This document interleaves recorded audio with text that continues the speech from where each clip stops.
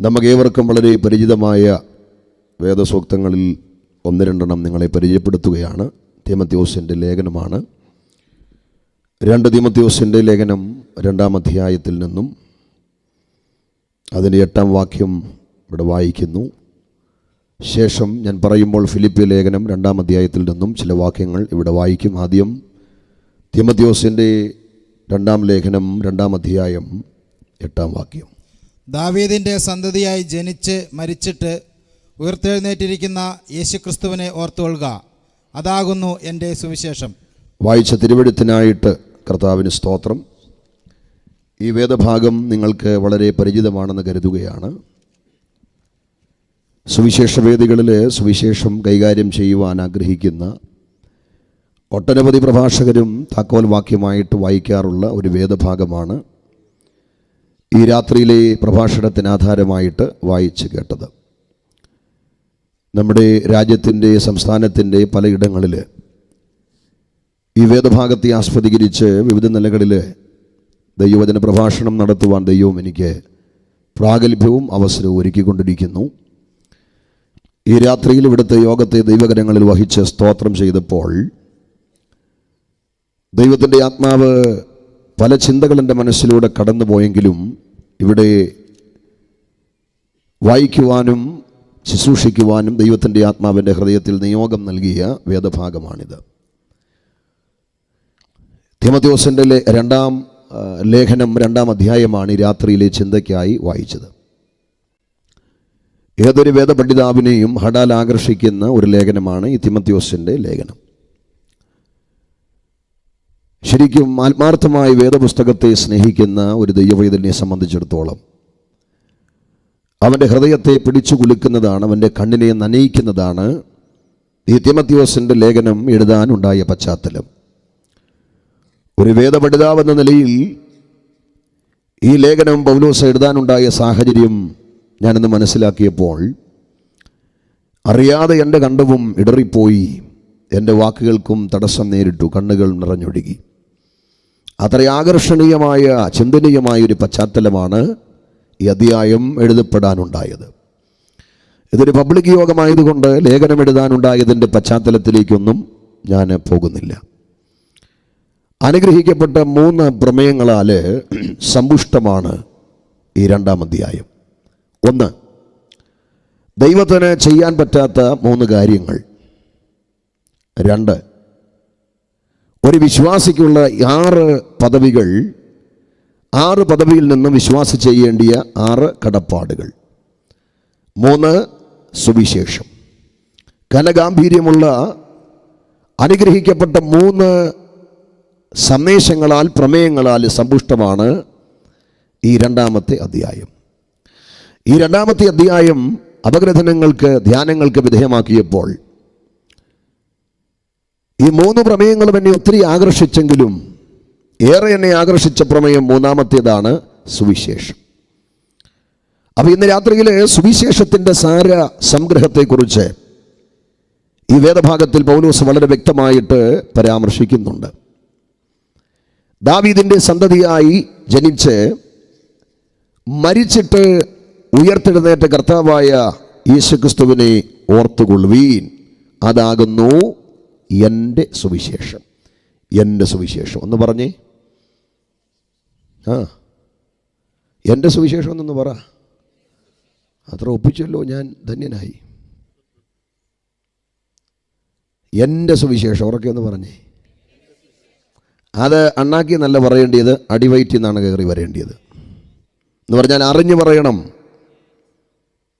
എല്ലാവർക്കും എൻ്റെ സുവിശേഷം എന്ന് പറയാൻ പറ്റത്തില്ല. സുവിശേഷത്തോട് ഉത്തരവാദിത്വവും കടപ്പാടും അതിനെ ആത്മാർത്ഥതയോടെ സ്വന്തമെന്ന് കാണുന്നവർക്ക് മാത്രമേ എൻ്റെ സുവിശേഷം എന്ന് പറയാൻ പറ്റത്തുള്ളൂ. ഈ കഴിഞ്ഞ ദിവസം ഞാൻ ഒരു സൂപ്പർ മാർക്കറ്റിൽ കുറേ സാധനം മേടിക്കാൻ പോയി.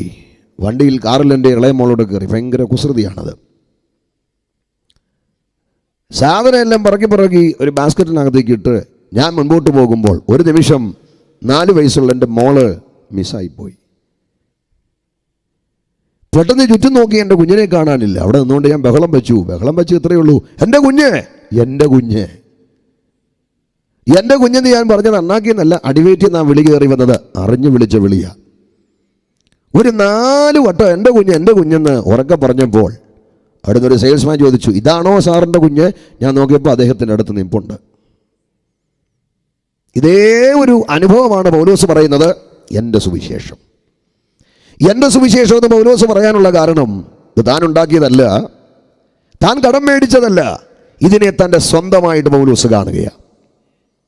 നമ്മുടെ ഇടവഴികളിലും പെരുവഴികളിലുമൊക്കെ തോൾസഞ്ചിയിൽ രാജ്യം നിറച്ച് ഹാൻമൈക്ക് ഉയർത്തിപ്പിടിച്ച് എത്രയോ കവലപ്രഭാഷകരായ ദൈവദാസന്മാര് അവഗണനകളും ആട്ടും തുപ്പും ഉപദ്രവങ്ങളും ആക്ഷേപങ്ങളും ഒക്കെ സഹിച്ച് അതിൻ്റെ നടുവിൽ ഈ സുവിശേഷം പ്രസംഗിക്കുന്നു.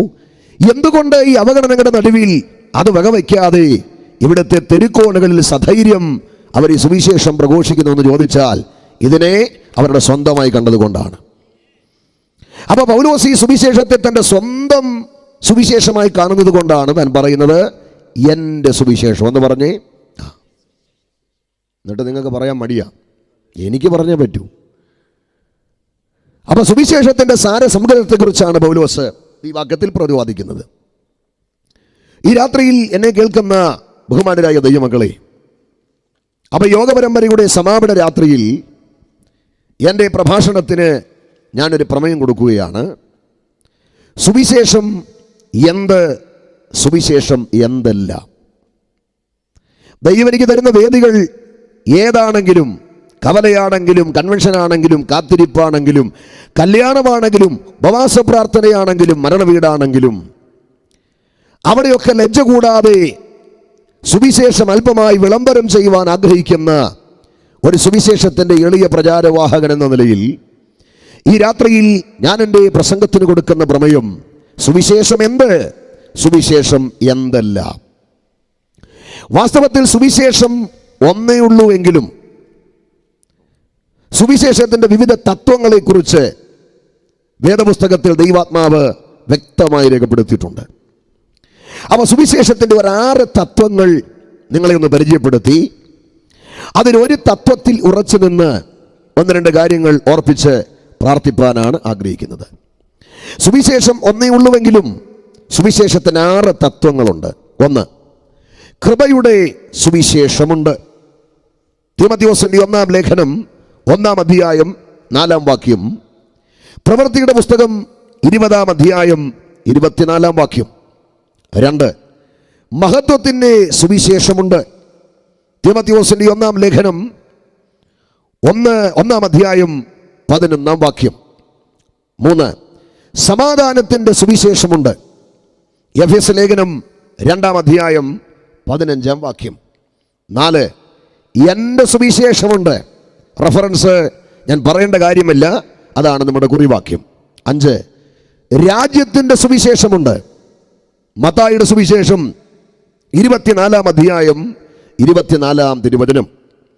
6, നിത്യസുവിശേഷമുണ്ട്. വെളിപ്പാട് പുസ്തകം 14-ാം അധ്യായം 6, 7 വേദഭാഗങ്ങൾ. അപ്പോൾ സുവിശേഷം ഒന്നേ ഉള്ളുവെങ്കിലും സുവിശേഷത്തിൻ്റെ 6 തത്വങ്ങളെക്കുറിച്ചാണ് ഞാനിവിടെ ഓർപ്പിച്ചത്. ആ 6 തത്വങ്ങളും വിശദീകരിപ്പാൻ നേരമില്ല. കൃപയുടെ സുവിശേഷമുണ്ടല്ലോ, മഹത്വത്തിൻ്റെ സുവിശേഷമുണ്ട്, സമാധാനത്തിൻ്റെ സുവിശേഷമുണ്ട്, എൻ്റെ സുവിശേഷമുണ്ട്, രാജ്യത്തിൻ്റെ സുവിശേഷമുണ്ട്, നിത്യസുവിശേഷമുണ്ട്. അപ്പോൾ സുവിശേഷത്തിൻ്റെ 6 തത്വങ്ങളിൽ 5 വിട്ടുകളഞ്ഞിട്ട് 4-ാമത്തെ തത്വം മാത്രം ഒന്ന് അല്പമായിട്ട് വിശദീകരിപ്പാൻ ആഗ്രഹിക്കുന്നു. എൻ്റെ സുവിശേഷം. ഒന്നുകൂടെ പറഞ്ഞേ. ഇന്ന് രാത്രി എന്നെ കേൾക്കുന്ന പ്രിയപ്പെട്ടവരെ, സുവിശേഷം എന്ന് പറയുന്നത് പദസമ്പത്തുകളുടെ അടിയൊഴുക്കല്ല. സുവിശേഷം എന്ന് പറയുന്നത് ഇതുപോലെ അനങ്ങാതിരിക്കുന്ന ഒരു വസ്തുവല്ല. സുവിശേഷം സാക്ഷാൽ ഒരു വ്യക്തിയാണ്. ആ വ്യക്തി നമ്മുടെ വാഴ്ത്തപ്പെട്ട കർത്താവായ യേശു ക്രിസ്തുവാണ്. അപ്പൊ സുവിശേഷം വസ്തുവല്ല, സുവിശേഷം പദങ്ങളുടെ ഒഴുക്കല്ല. സുവിശേഷം വ്യക്തിയാണെങ്കിൽ ആ വ്യക്തി വാഴ്ത്തപ്പെട്ട കർത്താവായ യേശു ക്രിസ്തുവാണെങ്കിൽ ആ ക്രിസ്തുവിൽ ആ വ്യക്തിയിൽ അടങ്ങിയിരിക്കുന്ന പ്രധാനപ്പെട്ട 3 വസ്തുതകൾ സുവിശേഷത്തിന്റെ അകക്കാമ്പായി, സുവിശേഷത്തിന്റെ ഉൾക്കാമ്പായി പൗലോസ് ഉയർത്തി കാണിക്കുന്നു. 1, ആ വ്യക്തിയുടെ ജനനം. 2, ആ വ്യക്തിയുടെ മരണം. 3, ആ വ്യക്തിയുടെ ഉയർപ്പ്. അപ്പൊ ഇന്ന് രാത്രിയിൽ യേശുക്രിസ്തുവിന്റെ ജനനത്തെക്കുറിച്ചും നമുക്ക് ചിന്തിക്കാനുണ്ട്, അവന്റെ മരണത്തെക്കുറിച്ചും ചിന്തിക്കാനുണ്ട്, അവന്റെ ഉയർപ്പിനെ കുറിച്ചും ഇന്ന് രാത്രിയിൽ ചിന്തിക്കാനുണ്ട്. യേശുവിന്റെ ജനനം മാത്രം പറയുന്ന ഇടത്ത് സുവിശേഷം പൂർണ്ണമാകുകയില്ല. അവിടുത്തെ മരണം മാത്രം പറയുന്ന ഇടത്ത് സുവിശേഷം പൂർണ്ണമാകുകയില്ല. അവിടുത്തെ ഉയർപ്പ് മാത്രം പറയുന്ന ഇടത്ത് സുവിശേഷം പൂർണ്ണമാകുകയില്ല. ഇത് 3ഉം ഒന്നിക്കുമ്പോഴാണ് സാക്ഷാൽ സുവിശേഷമായി മാറുന്നത്. അതാണ് പൗലോസ് പറയുന്നത്, ദാവീദിന്റെ സന്തതിയായി ജനിച്ച് മരിച്ച് ഉയർത്തെഴുന്നേറ്റ കർത്താവായ യേശുക്രിസ്തുവിനെ ഓർത്തുകൊള്ളുവീൻ, അതാകുന്നു എൻ്റെ സുവിശേഷം. അപ്പോൾ 1, യേശുക്രിസ്തുവിന്റെ ജനനം. ഫീഡ്ബാക്ക് കുറച്ചുകൂടെ കൂട്ടി തന്നാൽ ഉപകാരമായിരിക്കും. Price the Lord. 1, യേശുക്രിസ്തുവിന്റെ ജനനം. എന്താണ് യേശുക്രിസ്തുവിന്റെ ജനനത്തിന്റെ പ്രത്യേകത? ഈ രാത്രി മുഴുവൻ ഞാൻ ഇവിടെ നിവർന്ന് നിന്ന് പറഞ്ഞാലും പറഞ്ഞു തീർക്കാൻ പറ്റാത്ത അപൂർവമായ ഒരു പ്രമേയമാണ്, ആഴമായ ഒരു പ്രമേയമാണ് യേശുക്രിസ്തുവിന്റെ ജനനം. ഞാനിങ്ങനെ പറയാറുണ്ട്, ഇതുപോലെ ജനിച്ച ഒരുവൻ യേശുക്രിസ്തുവല്ലാതെ വേറെ ആരുമില്ല. അതിനിടയ്ക്ക് ഒരു കാര്യം ഞാൻ കേട്ടി പറയുകയാണ്, ജനനം കൊണ്ടും മരണം കൊണ്ടും ഉയർപ്പ് കൊണ്ടും യേശുക്രിസ്തുവിനെ പോലെ അതുല്യനായ ഒരു വ്യക്തിപ്രഭാവം ഈ പ്രപഞ്ചത്തിൽ വേറെ അവതരിച്ചിട്ടില്ല, ഇനി അവതരിക്കാനുമില്ല. എന്താണ് നമ്മുടെ കർത്താവായ യേശുക്രിസ്തുവിന്റെ ജനനത്തിന്റെ പ്രത്യേകത? അവനെ പോലെ ജനിച്ചൊരുവനില്ല. ഞാനിങ്ങനെ പറയാറുണ്ട്, ജനിക്കും മുമ്പേ ഉണ്ടായിരുന്നവനാണ് സാക്ഷാൽ യേശുക്രിസ്തു. എന്താണ് യേശുക്രിസ്തുവിന്റെ ജനനത്തിന്റെ പ്രത്യേകത? അവനെ പോലെ ജനിച്ച ഒരുവൻ വേറെയില്ല. എന്താണ് യേശുക്രിസ്തുവിന്റെ ജനനത്തിന്റെ പ്രത്യേകത? പറഞ്ഞ പോലെ, പറഞ്ഞ സമയത്ത്, പറഞ്ഞ സ്ഥലത്ത് ജനിച്ചവനാണ് ഈ രാത്രി നമ്മുടെ വാഴ്ത്തപ്പെട്ട കർത്താവ്. അങ്ങനെ കർത്താവിന്റെ ജനനത്തെക്കുറിച്ച് ധാരാളം കാര്യങ്ങൾ എനിക്ക് പറയാനുണ്ടെങ്കിലും 2 കാര്യങ്ങൾ മാത്രം ഒന്ന് ഓർപ്പിക്കാം. യേശുക്രിസ്തുവിന്റെ ജനനത്തെക്കുറിച്ച് പറയുമ്പോൾ അറിഞ്ഞിരിക്കേണ്ട 2 കാര്യങ്ങൾ. 1, എന്തിന് യേശുക്രിസ്തു ജനിച്ചു? 2, എങ്ങനെയാണ് യേശുക്രിസ്തു ജനിച്ചത്? അതിലൊന്നാമത്തെ ഭാഗം ഞാൻ അല്പം വിശദീകരിക്കുന്നില്ല, 2ാമത്തെ ഭാഗമാണ് വിശദീകരിക്കാൻ ആഗ്രഹിക്കുന്നത്. 1, എന്തിനാണ് യേശുക്രിസ്തു ജനിച്ചത്? യേശുക്രിസ്തു എന്തിന് ജനിച്ചുവെന്ന് ബൈബിളിനോട് ചോദിക്കാമെങ്കിൽ ബൈബിൾ കൃത്യമായി ഉത്തരം തരും. മനുഷ്യന്റെ പാപത്തിൽ നിന്നും അവരെ രക്ഷിപ്പാനാണ് യേശുക്രിസ്തു ലോകത്തിൽ ജനിച്ചത്. അതുകൊണ്ടല്ലേ മറിയെ യോസേപ്പിന് വിവാഹം നിശ്ചയിച്ചിരിക്കുക. അടുത്ത നിമിഷം മറിയെ യോസേപ്പ് വിവാഹം കഴിക്കും. യോസേപ്പും മറിയും തമ്മിലുള്ള വിവാഹം നടക്കാൻ ഏതാനും ദിവസങ്ങൾ ശേഷിക്കവേ, അല്ല മാസങ്ങൾ ശേഷിക്കവേ, ഒരു പ്രഭാതത്തിൽ ജോസേപ്പിന്റെ കാതിൽ ഒരു വാർത്ത മുഴങ്ങി. സഹിക്കാൻ പറ്റാത്തൊരു വാർത്ത. അതെന്താ? തനിക്ക് വിവാഹം നിശ്ചയിച്ചു വെച്ചിരിക്കുന്ന കന്യകയായ മറിയ വിവാഹത്തിനു മുമ്പ് ഗർഭവതിയായെന്ന വാർത്ത ജോസേപ്പിന്റെ കാതിലെത്തി. ആര് സഹിക്കും? ആർക്ക് സഹിക്കാൻ പറ്റും ഇത്?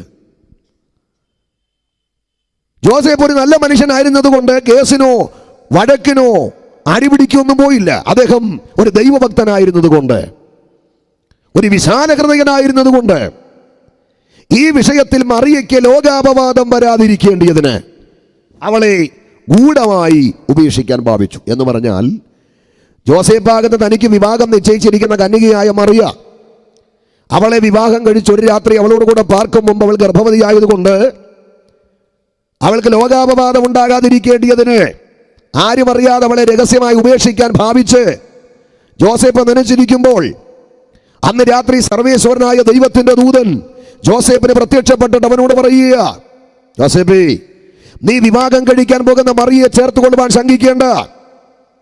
നീ അവളെ ഉപേക്ഷിക്കാൻ വരട്ടെ. ഞാനൊരു കാര്യം തിരിച്ചറിയുക. എടാ, ഒരു പുരുഷന്റെയും സ്ത്രീയുടെ അറിവോടെയാണ് ഒരു സ്ത്രീയുടെ ഉദരത്തിൽ ജീവന്റെ തുടിപ്പുണ്ടാകുന്നതെങ്കിൽ, ജോസേഫെ, നിനക്ക് വിവാഹം നിശ്ചയിച്ചിരിക്കുന്ന കന്യകയായ മറിയയുടെ ഉദരത്തിൽ ഉരുവായ ജീവന്റെ തുടിപ്പ് മനുഷ്യന്റെ അറിവോടെയല്ല, പുരുഷനാൽ സംഭവിച്ചതല്ല. ഇത് ദൈവത്തിന്റെ പരിശുദ്ധാത്മാവിനാൽ സംഭവിച്ചതാണ്. ദൈവത്തിന്റെ പരിശുദ്ധാത്മാവിനാൽ കന്യകാ മറിയത്തിന്റെ ഉദരത്തിൽ ഉരുവായ ദിവ്യ ശിശുവിനെ നോക്കി ദൂതൻ പറഞ്ഞ വാക്ക് എന്താണ്? അവൻ എന്തിനു ജനിച്ചു എന്നതിന്റെ മറുപടിയാണ് ദൂതന്റെ വാക്ക്. അവൻ ആരാണെന്നറിയാമോ? അവൻ പരിശുദ്ധാത്മാവിനാൽ വിശുദ്ധ കന്യകാ മറിയത്തിന്റെ ഉദരത്തിൽ ഉരുവായ ആ ദിവ്യ ശിശു ആരാണെന്നറിയാമോ? തന്റെ ജനത്തെ അവരുടെ പാപങ്ങളിൽ നിന്നും രക്ഷിപ്പാനിരിക്കൊണ്ട് നീ അവന് യേശു എന്ന് പേരിടണം. എന്ന് പറഞ്ഞാൽ യേശു ആരാണ്? അഖിലകോടി ജനവിഭാഗങ്ങളെ അവരുടെ പാപത്തിൽ നിന്നും രക്ഷിപ്പാനിരിക്കുന്ന രക്ഷകനാണ് യേശുക്രിസ്തു. അപ്പോൾ എന്താണ് യേശുക്രിസ്തുവിന്റെ ജനനം? ആ ജനനത്തെക്കുറിച്ച് പറയുമ്പോൾ, ഒന്ന്, എന്തിന് യേശു ജനിച്ചു എന്ന ചോദ്യത്തിന് ബൈബിൾ കാലത്തിന് മറുപടി കൊടുത്തു. മനുഷ്യന്റെ പാപത്തിൽ നിന്നും അവരെ രക്ഷിപ്പാൻ യേശു ലോകത്തിൽ വന്നു. അപ്പം മനുഷ്യന്റെ പാപത്തിൽ നിന്നും അവരെ രക്ഷിപ്പാൻ ലോകത്തിൽ അവതരിച്ച ഒരു അവതാരമേ ഉള്ളൂ.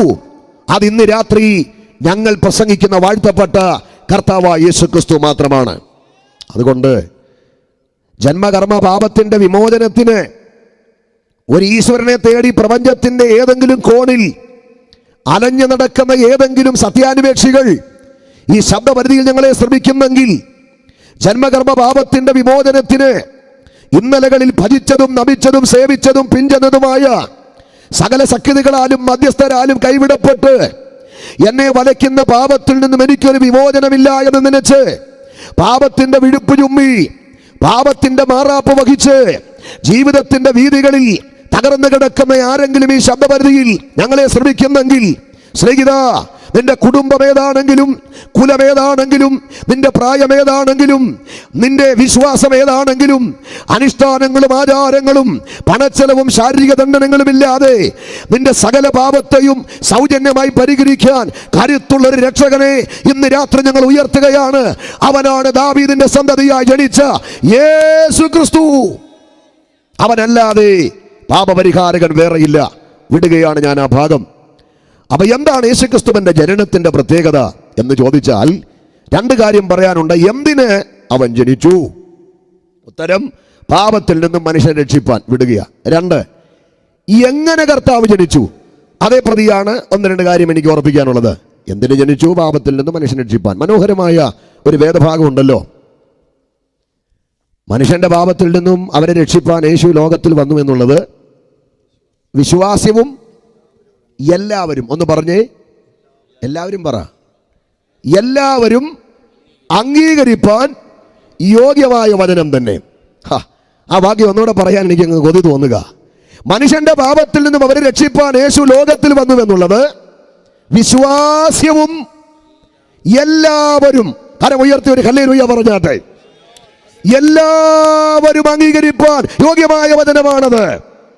എന്നാൽ യേശു കടഭാരം മാറ്റാൻ വന്നെന്ന് പറഞ്ഞാൽ എല്ലാവർക്കും അംഗീകരിക്കാൻ പറ്റത്തില്ല.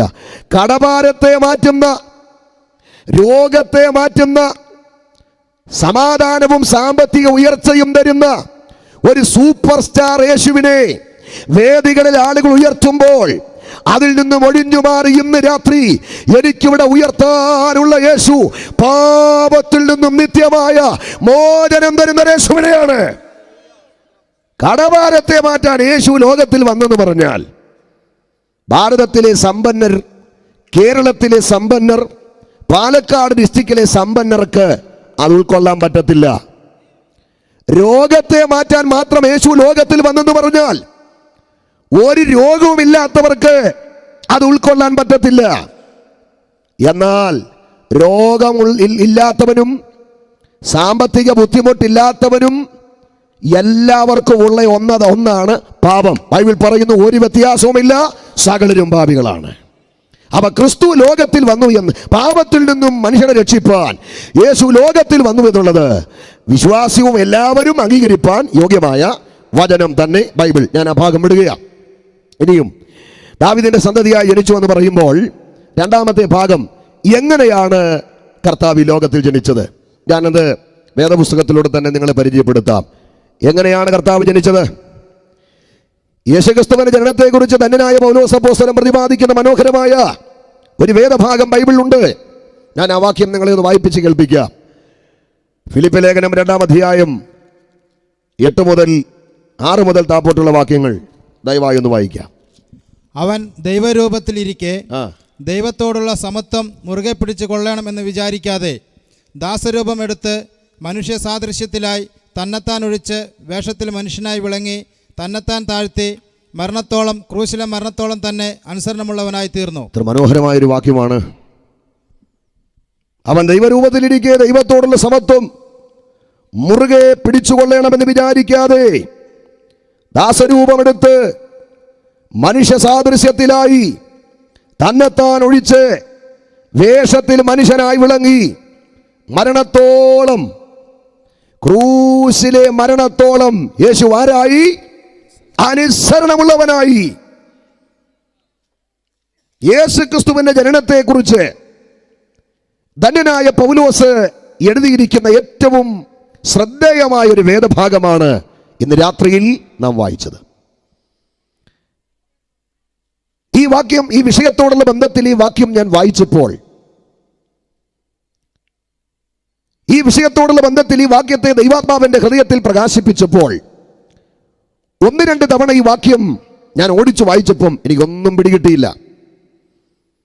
ഈ യോഗത്തിന്റെ 3-ാം രാത്രിയിൽ ഈ മേനോൻ തരിശിൽ, നിങ്ങൾ തരിശായി തന്നെ ഒന്നും മിണ്ടാതെ എന്നെ നോക്കിയിരിക്കുന്ന പോലെ ഈ വാക്യം 2 വട്ടം വായിച്ചപ്പോൾ ഞാൻ ഈ പുസ്തകത്തെ നോക്കിയിരുന്നു. പ്രിയരെ, എനിക്കൊന്നും പിടികിട്ടിയില്ല.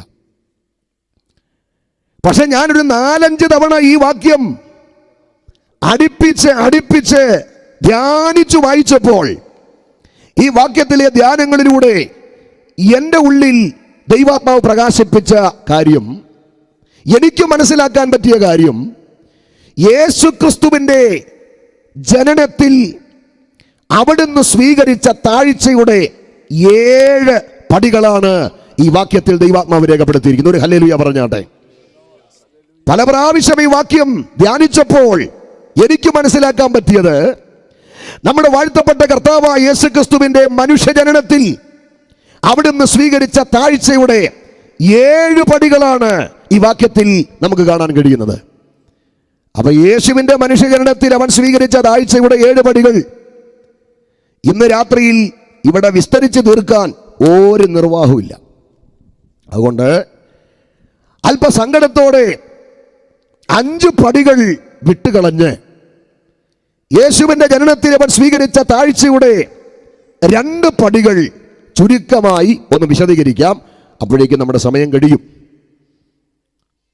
എങ്കിലും എൻ്റെ കേൾവിക്കാര് ഈ രാത്രി ഒരു സ്തോത്രം പോലും പറയാതെ അത്ര ഏകാഗ്രതയോടെ എന്നെ നോക്കിയിരിക്കുമ്പോൾ യേശുവിൻ്റെ ജനനത്തിൽ അവൻ സ്വീകരിച്ച താഴ്ചയുടെ 7 പടികൾ എനിക്ക് അങ്ങോട്ട് വിട്ടുകളയാൻ തോന്നുന്നില്ല.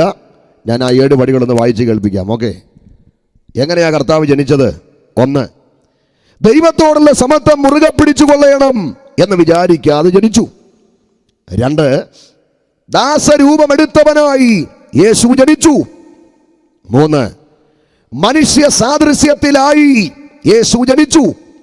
4, തന്നെത്താൻ ഒഴിച്ചവനായി യേശു ജനിച്ചു. 5, വേഷത്തിൽ മനുഷ്യനായി വിളങ്ങി യേശു ജനിച്ചു. 6, തന്നെത്താൻ താഴ്ത്തിയവനായി യേശു ജനിച്ചു. 7, മരണത്തോളം, ക്രൂശിലെ മരണത്തോളം അവൻ അനുസരണമുള്ളവനായി ജനിച്ചു. ആ 7 പടി ഒന്നുകൂടെ പറയാൻ നിങ്ങൾക്ക് സന്തോഷമില്ലെങ്കിലും എനിക്കങ്ങ് സന്തോഷം തോന്നുകയാണ്. എങ്ങനെയാണ് അവൻ ജനിച്ചത്? ദൈവത്തോടുള്ള സദൃശ്യം മുറുകെ പിടിക്കാതെ ജനിച്ചു, സമത്വം മുറുകെ പിടിക്കാതെ ജനിച്ചു, ദാസരൂപമെടുത്ത് ജനിച്ചു, വേഷത്തിൽ മനുഷ്യ സാദൃശ്യത്തിലായി ജനിച്ചു, തന്നെത്താൻ ഒഴിച്ചവനായി ജനിച്ചു, വേഷത്തിൽ മനുഷ്യനായി വിളങ്ങി ജനിച്ചു, തന്നെത്താൻ താഴ്ത്തിയവനായി ജനിച്ചു, മരണത്തോളം, ക്രൂസിലെ മരണത്തോളം അനുസരണമുള്ളവനായി യേശു ജനിച്ചു. ഇങ്ങനെ ജനിച്ച ഒരുവൻ യേശു ക്രിസ്തുവല്ലാതെ ഈ ലോക ചരിത്രത്തിൽ വേറെ ആരുണ്ട്? കരമുയർത്തി നമ്മുടെ കർത്താവിനെ ഒന്ന് സ്തുതിക്കുക. അപ്പോൾ അവന്റെ മനുഷ്യജനനത്തിൽ അവൻ സ്വീകരിച്ച താഴ്ചയുടെ 7 പടികൾ ഞാൻ പറഞ്ഞു. അതിൽ 5 പടികൾ ദാ വിട്ടുകളയുന്നു. 2 വിശദീകരിച്ച് മുൻപോട്ട് പോകാം. 4-ാം പടി, 5-ാമത്തെ പടി. 4, എങ്ങനെ അവൻ ജനിച്ചു? തന്നെത്താൻ ഒഴിച്ചവനായി യേശു ജനിച്ചു. ദാവീദിന്റെ സന്തതിയായി ജനിച്ചുവെന്ന് പറയുമ്പോൾ എങ്ങനെ ജനിച്ചു? തന്നെത്താൻ ഒഴിച്ചവനായി ജനിച്ചു. ഉറക്കെ ഒന്ന് പറഞ്ഞ്, എങ്ങനെയാ ജനിച്ചത്? നമുക്കൊരു സംശയം ജനിച്ചു വന്നില്ലേ? ഒന്നുകൂടെ പറഞ്ഞേ. ആട്ടെ. 5, വേഷത്തിൽ മനുഷ്യനായി വിളങ്ങി ജനിച്ചു. ഉറക്കെ ഒന്ന് പറഞ്ഞേ. ഇത് രണ്ടുമാണ് ഇന്ന് രാത്രി ചിന്തിക്കാനുള്ളത്. തന്നെത്താൻ ഒഴിച്ചവനായി യേശു ജനിച്ചു. ശ്രദ്ധിക്ക്, എന്താണ് തന്നെത്താൻ ഒഴിച്ചവനായി എന്ന് പറഞ്ഞാൽ? താൻ അല്ലാത്തവനായി ജനിച്ചു. അതല്ലേ ആ വാക്യത്തിന്റെ ആരംഭത്തിൽ നാം വായിച്ചത്? ദൈവരൂപത്തിലിരിക്കെ, ഞാൻ വിശ്വസിക്കുന്നു, ദൈവമായിരിക്കെ ദൈവത്തോടുള്ള സമത്വം മുറുകെ പിടിച്ചു കൊള്ളണം എന്ന് വിചാരിക്കാതെ അതെല്ലാം ഒഴിച്ച് അവൻ ഈ താണലോകത്തിലേക്ക് വന്നു. തന്നെത്താൻ ഒഴിച്ചവനായി ജനിച്ചെന്ന് പറഞ്ഞാൽ അതിന്റെ അർത്ഥം താൻ അല്ലാത്തവനായി ജനിച്ചു. പദവികള്, യോഗ്യതകള്, സ്ഥാനമാനങ്ങള്, ശ്രേഷ്ഠതകള് ഇതെല്ലാം മാറ്റിവെച്ച് ഈ താണലോകത്തിൽ നമ്മുടെ കർത്താവ് വന്നു. തന്നെത്താൻ ഒഴിച്ചവനായി എന്ന് പറഞ്ഞാൽ അതിന്റെ മറ്റൊരു വാക്ക്, കൊട്ടാരത്തെക്കാൾ വലിയവൻ കാലിത്തൊഴുത്തിൽ ജനിച്ചു. തന്നെത്താൻ ഒഴിച്ചവനായി എന്ന് പറഞ്ഞാൽ ഈ കണ്ട ലോകത്തെക്കാൾ വലിയവൻ ഈ താണ ഭൂമിയിൽ ജനിച്ചു. ഇതെല്ലാം കൂടെ ചേർത്ത് വെച്ച് പറഞ്ഞാൽ തന്നെത്താൻ ഒഴിച്ചവനായി എന്ന് പറഞ്ഞാൽ എനിക്ക് മനസ്സിലാക്കാൻ പറ്റിയത് ഒരു ദരിദ്രനായിട്ട് കർത്താവ് ഈ ലോകത്തിൽ ജനിച്ചു. എല്ലാം ഉപേക്ഷിച്ചു, എല്ലാം മാറ്റിവെച്ചു. കൊട്ടാരത്തേക്കാൾ ഉന്നതനായവൻ കാലിത്തൊഴുത്തിൽ, ലോകത്തേക്കാൾ വലിയവനായവൻ താണ ലോകത്തിൽ. ഇതെല്ലാം കൂടെ ചേർത്ത് വെച്ച് പറയുകയാണെങ്കിൽ എങ്ങനാ ജനിച്ചത്? ഒരു ദരിദ്രനായി. സുഹൃത്തുക്കളെ, ദൈവമക്കളെ, ലോകത്തോട് ക്രൂശീകരണം എന്ന സന്ദേശം പ്രസംഗിക്കുമ്പോൾ ഞാൻ അതിനകത്ത് പറയാറുള്ള പ്രസക്തമായ ഒരു ഭാഗം ഈ സന്ദേശത്തിന്റെ വിജയപ്രദമായ പൂർത്തീകരണത്തിന് വേണ്ടി അടർത്തി ഇന്ന് രാത്രി ഒട്ടിച്ചു ചേർക്കുക. നമ്മുടെ കർത്താവ് ഈ ലോകത്തിൽ ജനിച്ചത് എങ്ങനെയാണ്? ദരിദ്രനായി. ഒരു ഹല്ലേലൂയ പറഞ്ഞാൽ. ദരിദ്രനായി എന്ന് പറഞ്ഞാൽ അവനെ പോലെ ദരിദ്രനായി ജനിച്ച ഒരുവൻ വേറെ ഇല്ല എന്നാണ് ഒരു കവി പറഞ്ഞിരിക്കുന്നത്. 2 തലമുറയ്ക്ക് മുമ്പ് ജീവിച്ച പണ്ഡിത വരീണനായ മഹാകവി KV സൈമൺ സാറ് യേശു ക്രിസ്തുവിന്റെ ജനനത്തെ പരാമർശിച്ചുകൊണ്ട് മനോഹരമായ ഒരു പാട്ട് എഴുതിയിട്ടുണ്ട്. നമ്മുടെ മിക്കവാറും എല്ലാ കൺവെൻഷൻ വേദികളിലും സഹോദരങ്ങൾ ആ പാട്ട് പാടി ദൈവത്തെ മഹത്വപ്പെടുത്താറുണ്ട്. ആ പാട്ടിലെ പ്രസക്തമായൊരു വരി പാടുന്നില്ല, ഞാൻ പറയാം. പരമസമ്പന്നൻ ഈ ധരണിയിൽ ഏറ്റം ദരിദ്രൻ. ബഹുമാനപ്പെട്ട ആ മനുഷ്യന്റെ 2 വാക്ക് എന്നെ വല്ലാതെ ആകർഷിച്ചു. പരമ, ഏറ്റം. യേശുക്രിസ്തുവിനെ പറ്റി അദ്ദേഹം പറഞ്ഞിരിക്കുന്നത് അവൻ പരമസമ്പന്നന എന്ന് പറഞ്ഞാൽ അവനെ പോലൊരു സമ്പന്നൻ വേറെയില്ല. എന്നാൽ ആ പരമസമ്പന്നനായ യേശു ഈ ലോകത്തിൽ വന്നത് എങ്ങനെയാ? ഏറ്റവും ദരിദ്രനായി എന്ന് പറഞ്ഞാൽ അവനെ പോലെ ദരിദ്രനായി ജനിച്ച ഒരുവൻ വേറെയില്ല. എത്ര ദരിദ്രനായിട്ടാണ് നമ്മുടെ കർത്താവ് ഈ ലോകത്തിൽ വന്നത്. വീണ്ടും ആ പാട്ടിൽ അദ്ദേഹം എഴുതി വെച്ചിരിക്കുന്നത്, ഭുവനം ഒന്നാകെ ചമച്ചവന് ഒരു ചെറിയ ഭവനം ലഭിച്ചില്ല. ഭുവനം ഒന്നാകെ ചമച്ചവൻ. ഈ നിൽക്കുന്ന വൃക്ഷലതാദികൾ, ഇവിടെ പറക്കുന്ന പക്ഷികൾ, ഇവിടെ ഇഴയുന്ന ഇഴജാതികൾ, ഇവിടെ ഓടുന്ന ജന്തുക്കൾ, ഈ കണ്ട ഗോളങ്ങൾ, ഗോളാദിഗോളങ്ങൾ, ഈ കണ്ട ബ്രഹ്മാണ്ഡ ഘടാകത്തെ മുഴുവൻ ചമച്ച സർവശക്തനായ ദൈവത്തിന് ഈ ഭൂമിയിൽ ഒരു ചെറിയ ഭവനം കിട്ടിയില്ല. അപ്പൊ എത്ര ദരിദ്രനായിട്ടാണ് നമ്മുടെ വാഴ്ത്തപ്പെട്ട കർത്താവ് ഈ താണ ലോകത്തിലേക്ക് വന്നത്. കരങ്ങൾ ഉയർത്തി അവനെ ഒന്ന് സ്തുതിച്ചാട്ടെ. എത്ര ദരിദ്രനായിട്ടാണ്. ഇവിടെ പാർക്കാൻ വീടില്ലായിരുന്നു നമ്മുടെ കർത്താവിന്. ചുരുക്കമായിട്ട് ആ ഭാഗം പറഞ്ഞ് മുന്നോട്ട് പോകാം. ഇവിടെ പാർക്കാൻ വീടില്ലായിരുന്നു, സഞ്ചരിക്കാൻ വാഹനം സ്വന്തമായിട്ടില്ലായിരുന്നു, മരിച്ചാൽ അടക്കാൻ സ്വന്തം കല്ലറയില്ലായിരുന്നു. നമ്മുടെ കർത്താവിനെ അന്നത്തെ ഗവൺമെന്റിന്റെ നിയമമനുസരിച്ച് കരം വീട്ടാൻ ഒരു കാൽക്കാശ് കയ്യിലില്ലായിരുന്നു, തല ചായ്ക്കാൻ സ്വന്തം ഒരിടം അവരില്ലായിരുന്നു. അനന്ത വികായസിൽ വട്ടമിട്ട് പറക്കുന്ന പറവക്കാകാശമുണ്ട്. ഈ മണ്ണിൽ ഇടയുന്ന പാമ്പിനും ഓടുന്ന കുറുനരികൾക്കും ഒളിച്ചിരിക്കാൻ മാളമുണ്ട്. എന്നാൽ മനുകുലത്തിന്റെ രക്ഷയ്ക്ക് മകത്തം പടിഞ്ഞ് താണലോകത്തിൽ വന്ന യേശു ക്രിസ്തുവിന് സ്വന്തമായി തലചായിക്കാൻ ഒരിടമില്ലായിരുന്നു. എത്ര ദരിദ്രനായിട്ടാണ് നമ്മുടെ കർത്താവ് ഈ ലോകത്തിൽ വന്നത്. വീടില്ല സ്വന്തമായിട്ട്. എവിടെയോ കർത്താവിനെ പറ്റി എഴുതി വച്ചിരിക്കുന്ന ഒരു ഭാഗം ഞാൻ വായിച്ചത്, പകൽ മുഴുവൻ യേശു അയച്ചവന്റെ വേല, രാത്രി മുഴുവൻ വിജനമായ സ്ഥലത്ത് പ്രാർത്ഥന. എന്നെ ഒത്തിരി ആവേശത്തിലാക്കിയ ഒരു ഭാഗമാണ്. പകൽ മുഴുവൻ അയച്ചവന്റെ വേല. പടിഞ്ഞാറ് അസ്തമിക്കുന്ന, കിഴക്കുതിക്കുന്ന സൂര്യൻ പടിഞ്ഞാറ് അസ്തമിക്കുന്ന പകൽ മുഴുവൻ ഗ്രാമങ്ങളിലും പട്ടണങ്ങളിലും പള്ളികളിലും കടലോരങ്ങളിലും മറ്റു പലയിടങ്ങളിലും അയച്ച യജമാനന്റെ വേല യേശു. കിഴക്ക് പടിഞ്ഞാറ് അസ്തമിച്ച സൂര്യൻ പ്രഭാതത്തിൽ കിഴക്കുതിക്കുന്ന രാത്രി മുഴുവൻ അവനെവിടെയാ? വിജനമായ സ്ഥലത്ത് പ്രാർത്ഥന. ഒരു കെട്ടിട സമുച്ചയത്തിനകത്തിരുന്നല്ല, ഒരു ശീതീകരിച്ച മുറിക്കകത്തിരുന്നല്ല, ഒരു ടെന്റിട്ടതിന്റെ കീഴിലിരുന്നല്ല. രാത്രി മുഴുവൻ എന്റെ രക്ഷകൻ പ്രാർത്ഥിച്ചത് എവിടെയാ? വിജനമായ സ്ഥലത്ത്. ഞാൻ ആ ഭാഗം വായിച്ചങ്ങോട്ട് ചോദിച്ചു, എന്തുകൊണ്ട് പകൽ മുഴുവൻ അയച്ചവന്റെ വേല ചെയ്തിട്ട് എന്തുകൊണ്ട് അങ്ങ് രാത്രി മുഴുവൻ വിജനമായ സ്ഥലത്ത് പ്രാർത്ഥിച്ചെന്ന് ചോദിച്ചപ്പോൾ എനിക്ക് മനസ്സിലാക്കാൻ പറ്റിയത്, മനുഷ്യന്റെ പാപത്തിന്റെ വിമോചനത്തിന് മകത്തം പടിഞ്ഞ് താണലോകത്തിൽ വന്ന ക്രിസ്തുവിന് സ്വന്തമായി ഈ ഭൂമിയിൽ ഒരു വീടില്ലായിരുന്നു. പണ്ടൊരു എഴുത്തുകാരൻ എഴുതിയത്, നേതാവിന് സ്വന്തം വീടില്ലായിരുന്നു. ക്ഷമിക്കണം, അണികൾ വെക്കുന്ന വീട് കണ്ടാൽ തലകറങ്ങി അപ്പം താഴെ വീടും നമ്മൾ. സത്യമല്ലേ? കോടികളല്ലേ വീടിന് പൊടിക്കുന്നത്? ആഡംബര വീടുകൾ വയ്ക്കാൻ കോടികളല്ലേ പൊടിക്കുന്നത്? നിങ്ങളുടെ കാര്യമല്ല, പലരുടെയും കാര്യമാണ് ഞാൻ പറയുന്നത്. ഇവിടെ പാർക്കാൻ വീട് വേണ്ടത് ഞാൻ പറയുന്നില്ല. എല്ലാവർക്കും വാസയോഗ്യമായ മാന്യമായ വീട് വേണം. അതൊന്നോ രണ്ടോ നിലയാവട്ടെ. ഇവിടുത്തെ മഞ്ഞും മഴയും വെയിലും കൊള്ളാതെ യോഗ്യമായി പാർക്കാൻ മനോഹരമായ വീട് വേണം. ദൈവമക്കളോ ദൈവദാസന്മാരോ വന്നാൽ അവരെ ആദരിക്കാൻ യോഗ്യമായ ഭവനം വേണം. എന്നാൽ ആഡംബരത്തോട് ക്രിസ്തു മാർഗമെതിരാണ്. ആഡംബരത്തോട് ഈ വചനമെതിരാണ്. ആഡംബരത്തോട് അവിടുത്തെ ആദർശമെതിരാണ്. അതിനകത്ത് ഞാൻ നിങ്ങളെ കൊണ്ട് സ്വോത്രം പറയിപ്പിച്ച് വിവാദം ഉണ്ടാക്കുന്നില്ല. തിരിച്ചു പോകുമ്പോൾ ഞാൻ കാരണത്തിരുന്ന് സ്വോത്രം പറഞ്ഞോളാം. അതിൽ ഞാൻ ഒറ്റയാനാ. അവൻ സ്വന്തമായി വീടില്ലെന്ന് മാത്രമല്ല, സ്വന്തമായി അവന് വാഹനമില്ലായിരുന്നു. ഉണ്ടായിരുന്നോ? എത്ര എളിമയുടെ മൂർത്തിഭാവമാണ് നമ്മുടെ വാഴ്ത്തപ്പെട്ട കർത്താവ്. വീടില്ല, വാഹനമില്ല. ഒരു ചരിത്രത്തിനകത്ത് ഞാൻ വായിച്ചത്, നമ്മളൊക്കെ യോഗം കഴിഞ്ഞ് തിരിച്ചു പോകാൻ നമുക്ക് സ്വന്തം ഒരു മോട്ടോർ സൈക്കിളെങ്കിലും ഉണ്ട്. നമ്മുടെ കർത്താവിന് സ്വന്തമായിട്ടൊരു വാഹനം ഇല്ലായിരുന്നു സഞ്ചരിക്കാൻ. എവിടെയോ ഞാൻ വായിച്ചത്, ഇന്നത്തെ ആഡംബര വാഹനങ്ങളെ വെല്ലുന്ന രഥങ്ങളും തേരുകളും അന്നത്തെ കാലത്തുണ്ടായിരുന്നു. എന്നിട്ടും കർത്താവ് കയറാൻ തിരഞ്ഞെടുത്ത വാഹനം ഒരു കഴുതയുടെ പുറമാണ്.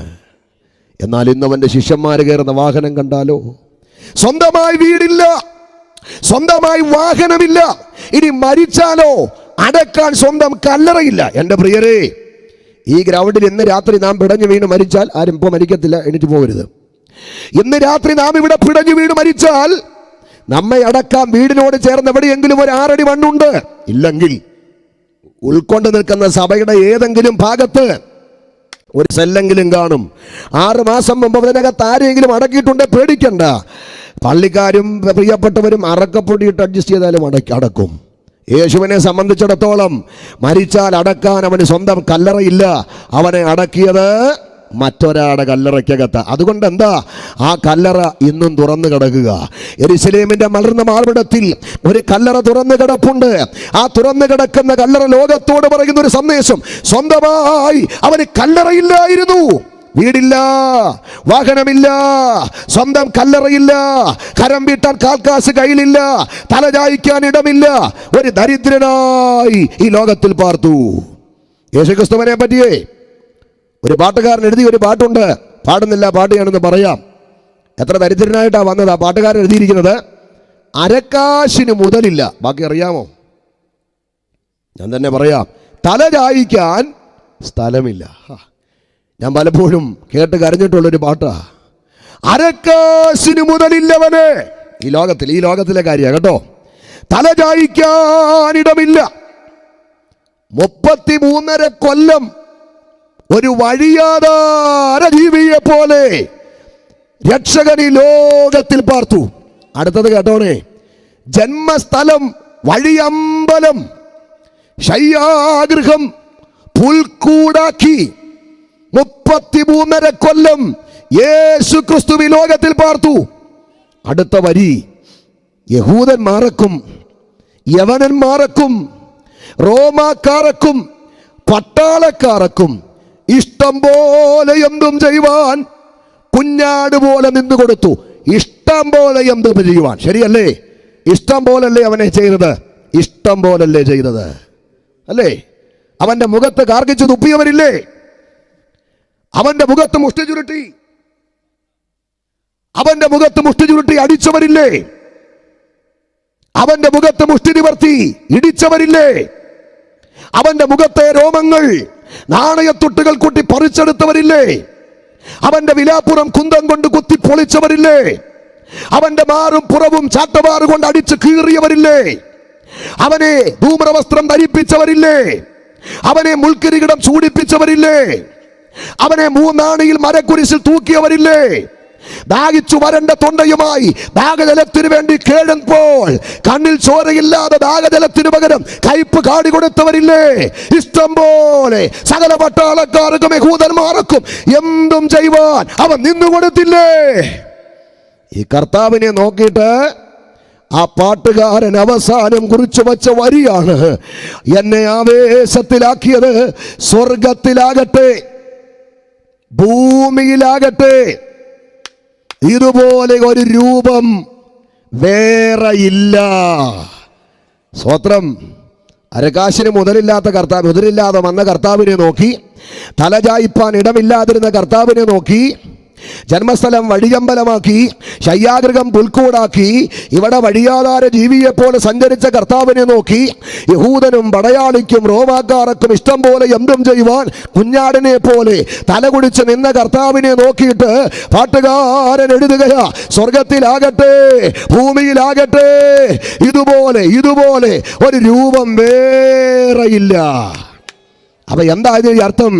താഴ്ചയിലിരുന്നാലും ഉയർച്ചയിലിരുന്നാലും ദൈവത്വത്തിലിരുന്നാലും മനുഷ്യത്വത്തിലിരുന്നാലും പുത്രത്വത്തിലിരുന്നാലും ദാസത്വത്തിലിരുന്നാലും, ഹല്ലേലൂയ, ആ മരക്കുരിശിൽ മഹത്വത്തിലിരുന്നാലും മരക്കുരിശിൽ തകർന്നു കിടന്നാലും യേശു ക്രിസ്തുവിനെ പോലെ യോഗ്യനായ ഒരുവൻ ഈ പ്രപഞ്ച ചരിത്രത്തിൽ വേറെയില്ല. ആ കരമടിച്ച് കർത്താവിനെ ഒന്ന് ആരാധിക്കാമോ? ശക്തിയോടെ കരങ്ങൾ അടിച്ച് ഹല്ലേലൂയ, ഹല്ലേലൂയ. ഉയർച്ചയിലിരുന്നാലും താഴ്ചയിലിരുന്നാലും സമ്പത്തിലിരുന്നാലും ദാരിദ്ര്യത്തിലിരുന്നാലും, പ്രൈസ് ദി ലോർഡ്, ദൈവത്വത്തിലിരുന്നാലും പുത്രത്വത്തിലിരുന്നാലും മനുഷ്യത്വത്തിലിരുന്നാലും ദാസത്വത്തിലിരുന്നാലും മഹത്വത്തിലിരുന്നാലും മരക്കുരിശിൽ തകർന്നു കിടന്നാലും ഞങ്ങളുടെ യേശു ക്രിസ്തുവിനെ പോലെ പരമയോഗ്യനായ ഒരുവൻ ഈ പ്രപഞ്ചത്തിൽ വേറെയില്ല. അവൻ എത്ര മഹാനാണ്, അവൻ എത്ര ശ്രേഷ്ഠനാണ്. അവന്റെ നാമം ഇന്ന് രാത്രി വാഴ്ത്തപ്പെടട്ടെ. അപ്പൊ ഞാൻ മുമ്പോട്ട് പോവുകയാണ്. അപ്പൊ ഒന്നുമില്ലാത്തൊരു പരമദരിദ്രനായിട്ട് തന്നെത്താൻ ഒഴിച്ചവനായിട്ട് നമ്മുടെ കർത്താവ് താണ ലോകത്തിലേക്ക് വന്നു. എന്നിട്ട് ഇവിടെ പാർത്തു. സാധുക്കൾ ചുട്ടുകൊടുത്ത അപ്പമീനുകൾ കഴിച്ച് അവരോട് കൂടെ നടന്നു. കടൽക്കരകളിലും വിജനമായ സ്ഥലങ്ങളിലും പ്രാർത്ഥിച്ച് പകൽ മുഴുവൻ അയച്ചവന്റെ വേല ചെയ്തു. സമൂഹം വെറുത്ത സാധാരണക്കാരെ പണിത് പക്വമാക്കി ശിഷ്യന്മാരാക്കി. കേൾക്കണേ, ഒന്നുമില്ലാത്തൊരു പരമദരിദ്രനായി തന്നെത്താൻ ഒഴിച്ചവനായി യേശു ക്രിസ്തു ഈ താണലോകത്തിൽ വന്നിട്ട് ഇവിടുന്ന് പോയപ്പോൾ യേശു വെറുതെ പോയില്ല, ഉള്ളതുകൂടെ നമുക്ക് തന്നിട്ട് പോയി. ഞങ്ങളുടെ റാന്നിക്കാരുടെ ഭാഷയിൽ പറഞ്ഞാൽ ഉള്ളതുകൂടെ ഊറ്റി ഊറ്റി തന്നിട്ട് പോയി. കരമുയർത്തി ഒരു ഹല്ലേലൂയ പറ. വീടില്ലാത്തവൻ, സ്വന്തം വാഹനമില്ലാത്തവൻ, മരിച്ചാൽ അടക്കാൻ കല്ലറയില്ലാത്തവൻ, കരം വീട്ടാൻ കാൽക്കാശ് കയ്യിലില്ലാത്തവൻ, തലചായിക്കാൻ ഇടമില്ലാതെ തന്നെത്താൻ ഒടിച്ചൊരു പരമദരിദ്രനായി ഈ ലോകത്തിൽ വന്ന കർത്താവ് ഇവിടെ പാർത്തിട്ട് ഇവിടുന്ന് പോയപ്പോ വെറുതെ പോയില്ല, ഉള്ളതുകൂടെ തന്നിട്ട് പോയി. ഊറ്റി ഊറ്റി തന്നിട്ടാണ് പോയത്. ഒരാൾ ഇന്നാൾ എന്നോട് ചോദിച്ചു, സാറെന്ത് മണ്ടത്തരമായി പറയുന്നത്? ഒന്നുമില്ലാത്തൊരു പരമദരിദ്രനായി കരം വീട്ടാൻ കാക്കാശ് പോലും കയ്യിലില്ലാത്ത ഒരു ദരിദ്രനായിട്ട് യേശു ഇങ്ങോട്ട് വന്നിട്ട് ഇവിടുന്ന് പോയപ്പോൾ ഏതാണ്ടൊക്കെ കുടഞ്ഞിട്ട് തന്നിട്ട് പോയെന്ന്, ഊറ്റി തന്നിട്ട് പോയെന്ന് സാറ് വീമ്പളക്കുന്നുണ്ടല്ലോ. എൻ്റെ പൊന്ന് സാറേ, ഇതൊന്നുമില്ലാത്ത ദരിദ്രനായ പുള്ളിക്കാരന് എന്നാ തരാനുള്ളത്? നല്ല ചോദ്യമാ എൻ്റെ പ്രിയരെ.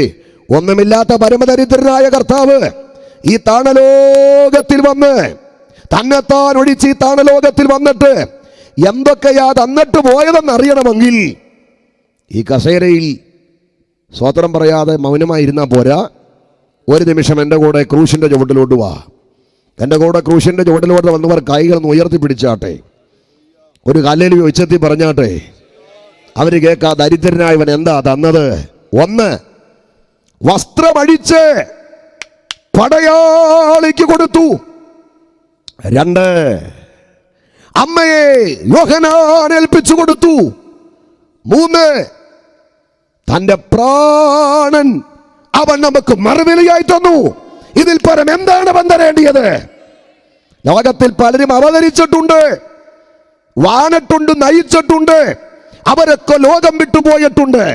എന്നാൽ ലോകത്തിൽ വന്ന് മനുഷ്യന്റെ മോചനത്തിന് പ്രാണൻ മറുവിലയായി കൊടുത്ത ഒരു രക്ഷകനുണ്ടെങ്കിൽ അത് യേശുക്രിസ്തു മാത്രമാണ്. അതുകൊണ്ടാണ് ബൈബിൾ പറയുന്നത്, മറ്റൊരുത്തരിലും രക്ഷയില്ല, രക്ഷിക്കപ്പെടാൻ ആകാശത്തിന്റെ കീഴിൽ മനുഷ്യരുടെ ഇടയിൽ യേശുവിന്റെ നാമമല്ലാതെ വേറൊരു നാമവുമില്ല. അവനാണ് മനുഷ്യവർഗത്തിന്റെ വിമോചനത്തിന് പ്രാണൻ മറുവിലയായി തന്നവൻ. നാലാമത് എന്താണ് അവൻ തന്നത്? ആത്മാവിനെ തൃക്കരത്തിൽ ഏൽപ്പിച്ചു. 5, ശേഷിക്കുന്ന ചലനമറ്റ ഭൗതിക ശരീരം മന്ത്രിയായ യോസേപ്പിനും കൊടുത്തു.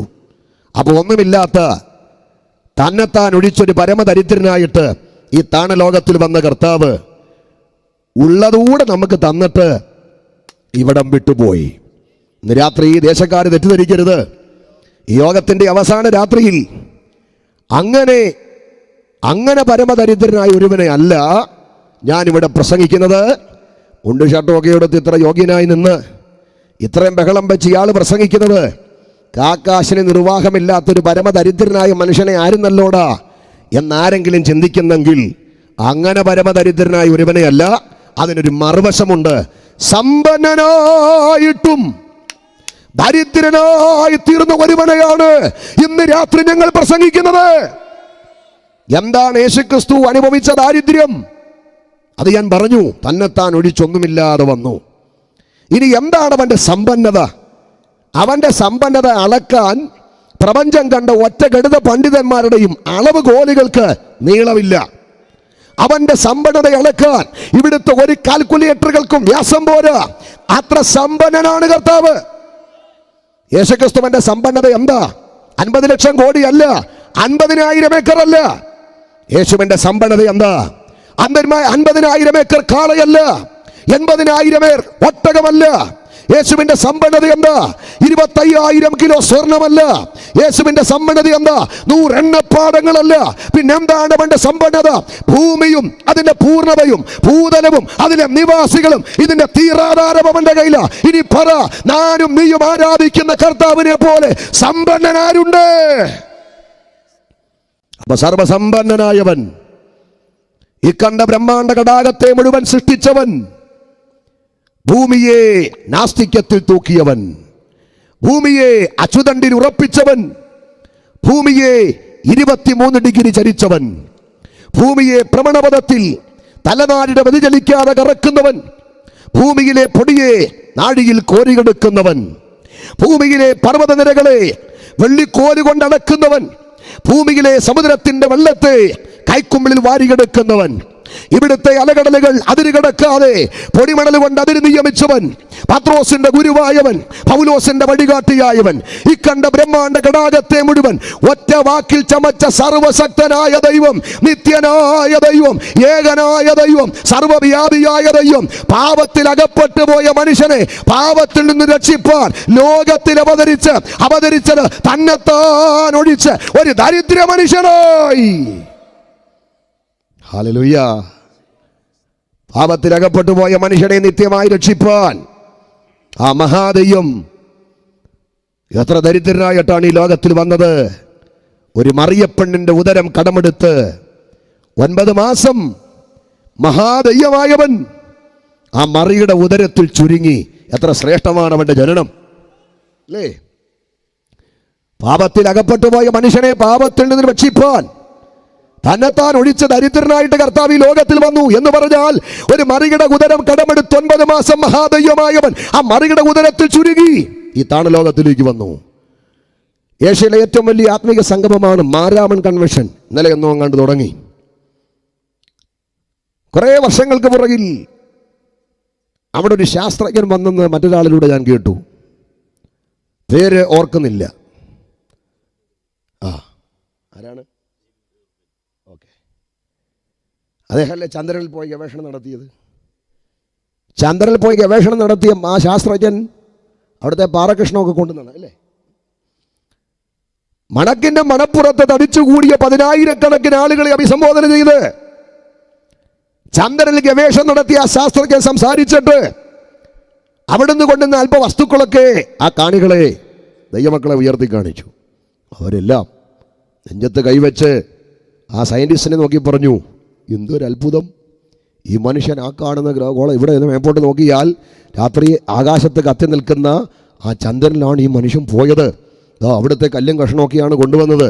അവരെല്ലാം അത്ഭുതത്തോടെ ആ മനുഷ്യനെ കേട്ട് നിൽക്കുമ്പോൾ അദ്ദേഹം പറഞ്ഞു, പ്രിയപ്പെട്ടവരെ, ഞാൻ ചന്ദ്രനിൽ പോയതോ അവിടെ കറങ്ങി നടന്നതോ അവിടുത്തെ കാഴ്ച കണ്ട് ഗവേഷണം നടത്തിയതോ അവിടുന്ന് പാറകഷ്ണം കൊണ്ടുവന്നതോ ഒന്നുമല്ല അത്ഭുതം. ഞാൻ അവിടെ ചെന്നപ്പോൾ അതിലും വലിയൊരു അത്ഭുതം എനിക്ക് മനസ്സിലായി. ഈ ചന്ദ്രനെയും ചന്ദ്രന് മുകളിലുള്ള സൂര്യനെയും സൂര്യനേക്കാൾ 10,000 മടങ്ങ് വലിപ്പമുള്ള നക്ഷത്രങ്ങളെയും ഈ കണ്ട ഗോളങ്ങളെയും ലോകത്തെയും ബ്രഹ്മാണ്ഡ ഘടാകത്തെ മുഴുവൻ ഒരു വാക്കിൽ ചമച്ച സർവശക്തനായ ദൈവം പാപത്തിൽ അകപ്പെട്ടു പോയ മനുഷ്യനെ രക്ഷിപ്പാൻ ഈ താണഭൂമിയിൽ ഒരു മനുഷ്യനായി വന്നതാണ് ഏറ്റവും വലിയ അത്ഭുതം. കരമടിച്ച് കർത്താവിനെ ഒന്ന് ആരാധിക്കാം. എത്ര ശ്രേഷ്ഠമാണ് അവന്റെ ജനനം. മഹാദൈവമായവൻ, ഉന്നതനായവൻ, പാപത്തിലാണ്ടുപോയ നരകുലത്തെ രക്ഷിപ്പാൻ ഒരു ദരിദ്ര മനുഷ്യനായി തന്നെത്താൻ ഒഴിച്ചവനായി ഈ താണലോകത്തിൽ വന്നു. അവനാണ് ഞങ്ങൾ പ്രസംഗിക്കുന്ന കർത്താവായ യേശുക്രിസ്തു. അവനാണ് രക്ഷകൻ. അവന് വേണ്ടി ഹൃദയവാതിൽ തുറക്കാൻ ഇന്ന് രാത്രിയിൽ എത്ര പേര് തയ്യാറാണ്? വിശദീകരിക്കുന്നില്ല. അപ്പോൾ ദാവീദിന്റെ സന്തതിയായി ജനിച്ചുവെന്ന് പറയുമ്പോൾ ക്രിസ്തുവിൻ്റെ മനുഷ്യജനനത്തിൽ അവൻ സ്വീകരിച്ച താഴ്ചയുടെ 7 പടിയിൽ 4-ാം പടിയാണ് പറഞ്ഞത് തന്നെത്താൻ ഒഴിച്ചവനായി എന്ന് പറഞ്ഞാൽ ഒരു ദരിദ്രനായിട്ട് കർത്താവ് ലോകത്തിൽ വന്നു. ഇനി അടുത്തത്, എങ്ങനെയാണ് അവൻ ജനിച്ചത്? 5-ാമത്തെ പടി വേഷത്തിൽ മനുഷ്യനായി വിളങ്ങി. ഒന്ന് പറഞ്ഞ വേഷത്തിൽ ആരായി? എന്തു വേഷവും സ്വീകരിക്കാം. എന്ത് വേഷമെന്ന് പറഞ്ഞാൽ നമ്മൾ കാണുന്ന പല വേഷമുണ്ട്, അതല്ല. അങ്ങനെ ആരും തെറ്റിദ്ധരിച്ചേക്കരുത്. എന്ത് വേഷം എന്ന് പറഞ്ഞാൽ നമ്മളെ പേടിപ്പെടുത്തുന്ന വേഷമൊന്നും അല്ല കേട്ടോ. ഇവർ ചക്രവർത്തിയാൽ നാട് കടത്തപ്പെട്ട യോഹനാനെ പത്മോസിൽ കിടക്കുമ്പോൾ അദ്ദേഹം പ്രാർത്ഥനയുടെ നടുവിൽ ആത്മവിവശതയിലായപ്പോൾ കർത്താവിനെ കണ്ടു. എങ്ങനെ യോഹനാൻ കർത്താവിനെ യോഹനാൻ കണ്ട കർത്താവ് എങ്ങനെയായിരുന്നേ? നമ്മളാരും കണ്ടിട്ടില്ല, കാഴ്ച കൊണ്ട് മിണ്ടായിരിക്കാനേ പറ്റത്തുള്ളൂ. പക്ഷേ നമ്മൾ വായിക്കുന്ന പുസ്തകത്തിൻ്റെ അവസാനത്തെ ആ പുസ്തകത്തിനകത്ത് യോഹന്നാൻ കണ്ട കർത്താവിനെ കുറിച്ച് എഴുതിയിട്ടുണ്ട്. എങ്ങനെയാണ്? മാറത്ത് പൊൻകച്ച കെട്ടിയവൻ. ഒരു സ്തോത്രം പറഞ്ഞേ.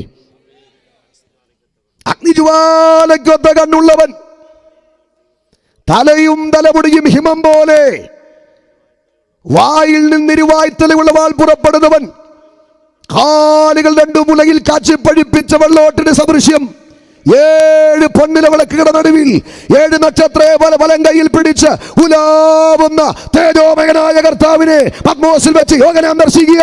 ഞാൻ ചോദിച്ചോട്ടെ, പാപത്തിൽ ആണ്ടുപോയ നരകുലത്തെ രക്ഷിക്കാൻ യേശുക്രിസ്തു ലോകത്തിൽ അവതരിച്ചത് ആ പരുവത്തിലാണോ? അഗ്നിജ്വാലയ്ക്കൊത്ത കണ്ണുള്ളവനായിട്ടാണോ ഇങ്ങോട്ട് വന്നേ? മാറത്ത് പങ്കച്ച ധരിച്ചവനായിട്ടാണോ? പാപത്തിൽ ആണ്ടുപോയ മനുഷ്യനെ രക്ഷിപ്പാൻ യേശു അങ്ങനെ വന്നിരുന്നെങ്കിൽ, പീലാത്തോസേ, നീ യേശുവിനെ വിസ്തരിക്കാൻ നട്ടലുമൊക്കെ നിൽക്കത്തില്ലായിരുന്നു. യേശു അങ്ങനെ ഈ ലോകത്തിൽ വന്നിരുന്നെങ്കിൽ, പടയാളിയെ, നീ അവനെ കുത്താൻ കുന്തം പൊക്കത്തില്ലായിരുന്നു. നീ അവനെ അടിക്കാൻ ചാട്ടവാർ ഉയർത്തത്തില്ലായിരുന്നു. പടയാളിയെ, നീ അവന്റെ മുഖത്ത് കാർക്കിച്ചു തുപ്പത്തില്ലായിരുന്നു. അവൻ ആ പരുവത്തിൽ ഈ ലോകത്തിൽ വന്നിരുന്നെങ്കിൽ, മതകോടതികളിലെ ന്യായാധിപന്മാരെ, നിങ്ങൾ അവനെ വിസ്തരിക്കാൻ നട്ടലുമൊക്കെ നിൽക്കത്തില്ലായിരുന്നു. ആ പാട്ടുകാരൻ പാടിയ വരി എത്രയോ ശ്രേഷ്ഠമാണ്.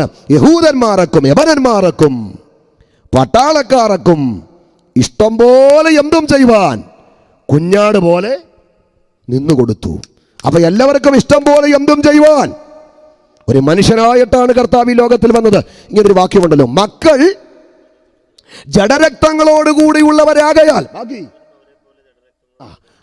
അവരും അവരെ പോലെ ജഡരക്തങ്ങളോടുകൂടെ ഉള്ളവനായി ഈ താണലോകത്തിൽ വന്നു. കരമുയർത്തി ദൈവത്തെ ഒന്ന് സ്തുതിക്കേ. അപ്പൊ അവൻ എങ്ങനെ ഈ ലോകത്തിൽ ജനിച്ചത്? വേഷത്തിൽ ആരായി? ഉറക്കെ പറ. മനുഷ്യനായി വിളങ്ങി. വേഷത്തിൽ മനുഷ്യനായി വിളങ്ങി.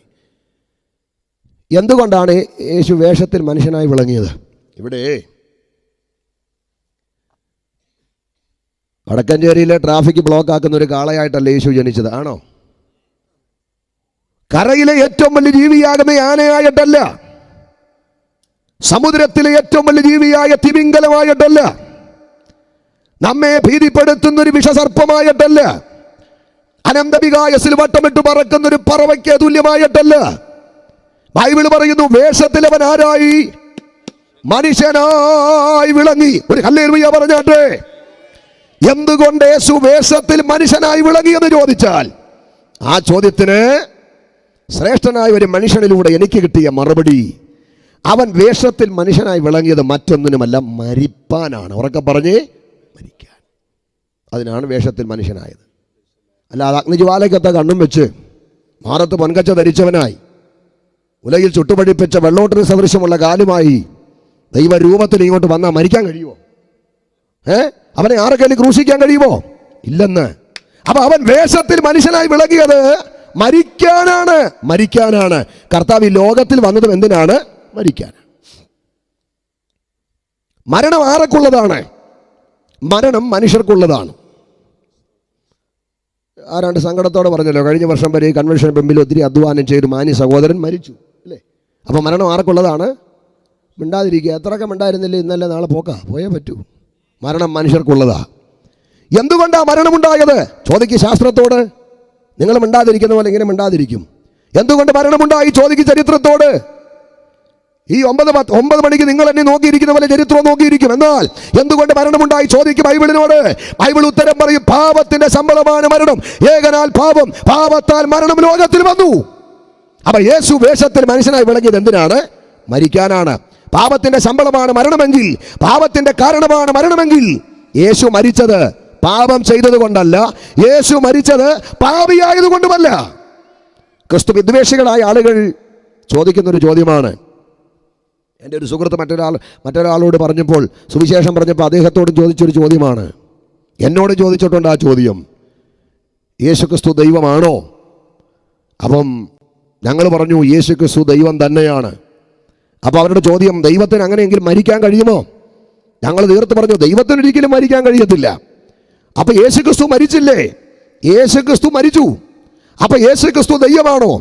യേശു ക്രിസ്തു ദൈവം തന്നെയാ. പിന്നെ എങ്ങനെ ദൈവത്തിന് മരിക്കാൻ കഴിയും? അതിന്റെ മറുപടിയല്ലേ, അവൻ വേഷത്തിൽ ആരായി?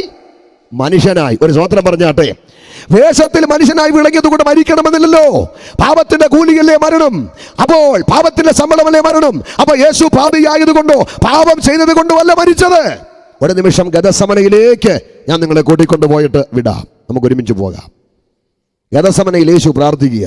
വൈദ്യനായ ലൂക്കോസ് തൻ്റെ സുവിശേഷത്തിൻ്റെ 22-ാം അധ്യായത്തിൽ ആ പ്രാർത്ഥനയെ സുന്ദരമായി രേഖപ്പെടുത്തിയിട്ടുണ്ട്. ഗെത്സമനയിൽ യേശു പ്രാർത്ഥിക്കുക. ഇതിനു മുമ്പ് പല പ്രാവശ്യം ഗെത്സമനയിൽ അവൻ പ്രാർത്ഥനയ്ക്കും ധ്യാനത്തിനും പോയിട്ടുണ്ട്. മറ്റ് പല സ്ഥലങ്ങളിൽ വരെ യേശു പ്രാർത്ഥിച്ചിട്ടുണ്ട്. അന്നൊന്നും പ്രാർത്ഥനയിൽ യേശുവിൽ ഉണ്ടായിട്ടില്ലാത്ത അത്യപൂർവമായ ഒരു പ്രതിഭാസം ക്രൂശീകരണത്തിന്റെ ചില മണിക്കൂറുകൾക്ക് മുമ്പ് ഗെത്സമനയിൽ വെച്ച് യേശു നടത്തിയ പ്രാർത്ഥനയിൽ അവനിൽ സംജാതമായി. അതെന്താ, എന്ത് പ്രതിഭാസമാണ് യേശുവിൽ ഉണ്ടായത്?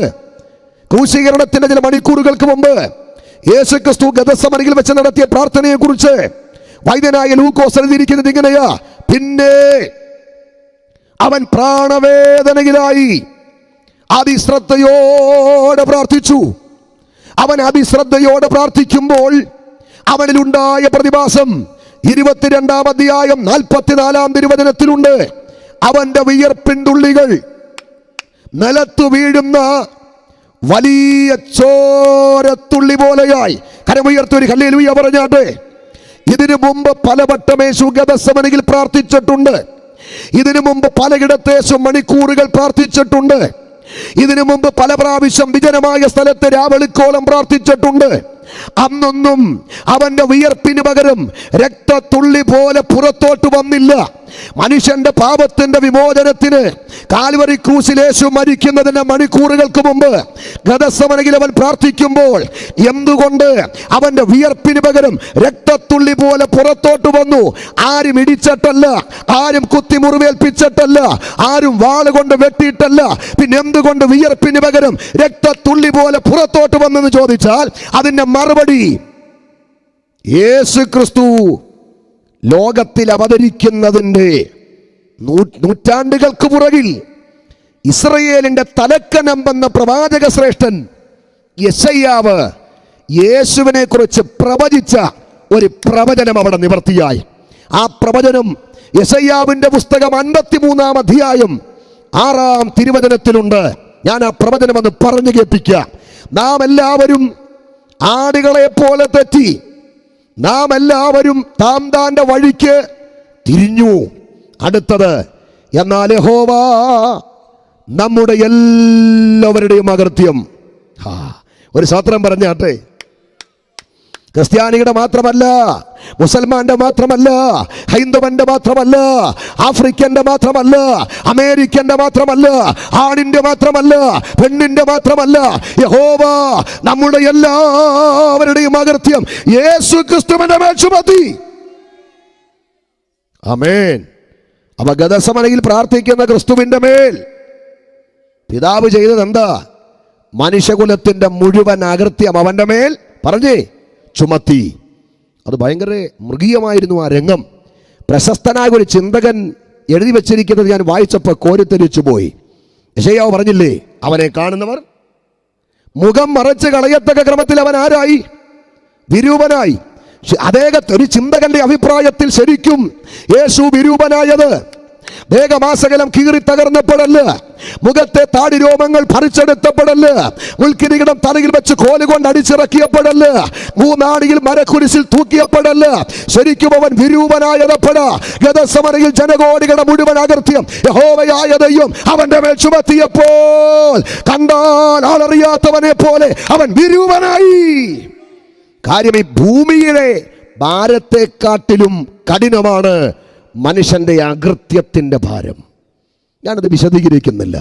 ഗെത്സമനയിൽ മുട്ടുകുത്തി പ്രാണവേദനയിൽ ജനകോടികൾക്ക് വേണ്ടി പ്രാർത്ഥിക്കുന്ന യേശുക്രിസ്തുവിന്റെ മേൽ മനുഷ്യകുലത്തിന്റെ മുഴുവൻ അകൃത്യം യഹോവ ചുമത്തിയപ്പോൾ, മനുഷ്യകുലത്തിന്റെ മുഴുവൻ പാപം പെരുമഴ പോലെ ഗെത്സമനയിൽ യേശുവിന്റെ മേൽ പെയ്തിറങ്ങിയപ്പോൾ മനുഷ്യന്റെ പാപം ഏറ്റെടുത്ത് വഹിച്ച് യേശു ക്രിസ്തു മരിപ്പാനുള്ള അവകാശം നേടി.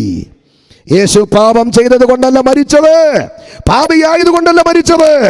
ജനകോടികളുടെ മുഴുവൻ പാപം അവന്റെ മേൽ ചുമത്തപ്പെട്ടപ്പോൾ, ആ പാപം അവൻ ഏറ്റെടുത്തപ്പോൾ, ആ പാപത്തിന്റെ മോചനത്തിന് വേണ്ടി മരിപ്പാൻ അവൻ അവകാശം നേടി. അങ്ങനെ മനുഷ്യന്റെ പാപവുമായി പുറപ്പെട്ട് 5 മതകോടതികളുടെ വിസ്താരത്തിന് ശേഷം പിലാത്തോസിന്റെ വിധിപ്രകാരം യവതകളുടെ കൽത്തളത്തിൽ അടുക്കിയ ശേഷം ധൂമ്രവസ്ത്രം ഉടുത്തവനായി മുൾക്കിരീടം തലയിൽ ചൂടിയവനായി പെരിയ മരക്കുരിശ് തോളിൽ വെച്ച് 2 കൈകൊണ്ട് ആ കുരിശിൽ കെട്ടിപ്പിടിച്ച് പാലസ്തീന്റെ മണ്ണിടിഞ്ഞ വഴിപാതകളിലൂടെ വണ്ടിക്കാള വണ്ടി വലിക്കുന്ന പോലെ ക്രൂശും വലിച്ചു വലിച്ചു വലിച്ച് ഗാഗുൽത്തയിലേക്ക് നടന്നു. ഗാഗുൽത്തയുടെ മലമുകളിൽ തലയോടിന്റെ ആകൃതിയിൽ തലപൊക്കി നിൽക്കുന്ന ആ കുന്നിൻ മുകളിൽ 2 പെരുങ്കള്ളന്മാർക്ക് നടുവിൽ 300 തൂക്കമുള്ള പെരിയ മരക്കുരിശിൽ 3 കാരുമ്പാണിമേൽ യേശു മരിച്ചു. അവന്റെ മരണം കുലപാതകമല്ല, അവന്റെ മരണം ആക്സിഡന്റ് അല്ല, അവന്റെ മരണം ആത്മഹത്യയല്ല, മനുഷ്യന്റെ പാപത്തിന്റെ പരിഹാരത്തിന് വേണ്ടി ഏൽപ്പിച്ചു കൊടുത്തൊരു ബലിയായിരുന്നു യേശുക്രിസ്തുവിന്റെ മരണം. അങ്ങനെ ദാവീദിന്റെ സന്തതിയായി ജനിച്ച് മനുഷ്യന്റെ പാപത്തിന്റെ പരിഹാരത്തിന് വേണ്ടി കാൽവറിയിൽ കർത്താവ് എന്ത് ചെയ്തു? ഉറക്കെ പറ, മരിച്ചു. ഇടയ്ക്കൊരു ഭാഗം ഞാൻ തിരികെ ചേർക്കട്ടെ. മരിച്ച കർത്താവിനെ മരക്കുരിശിൽ നിന്നും അഴിച്ചിറക്കി.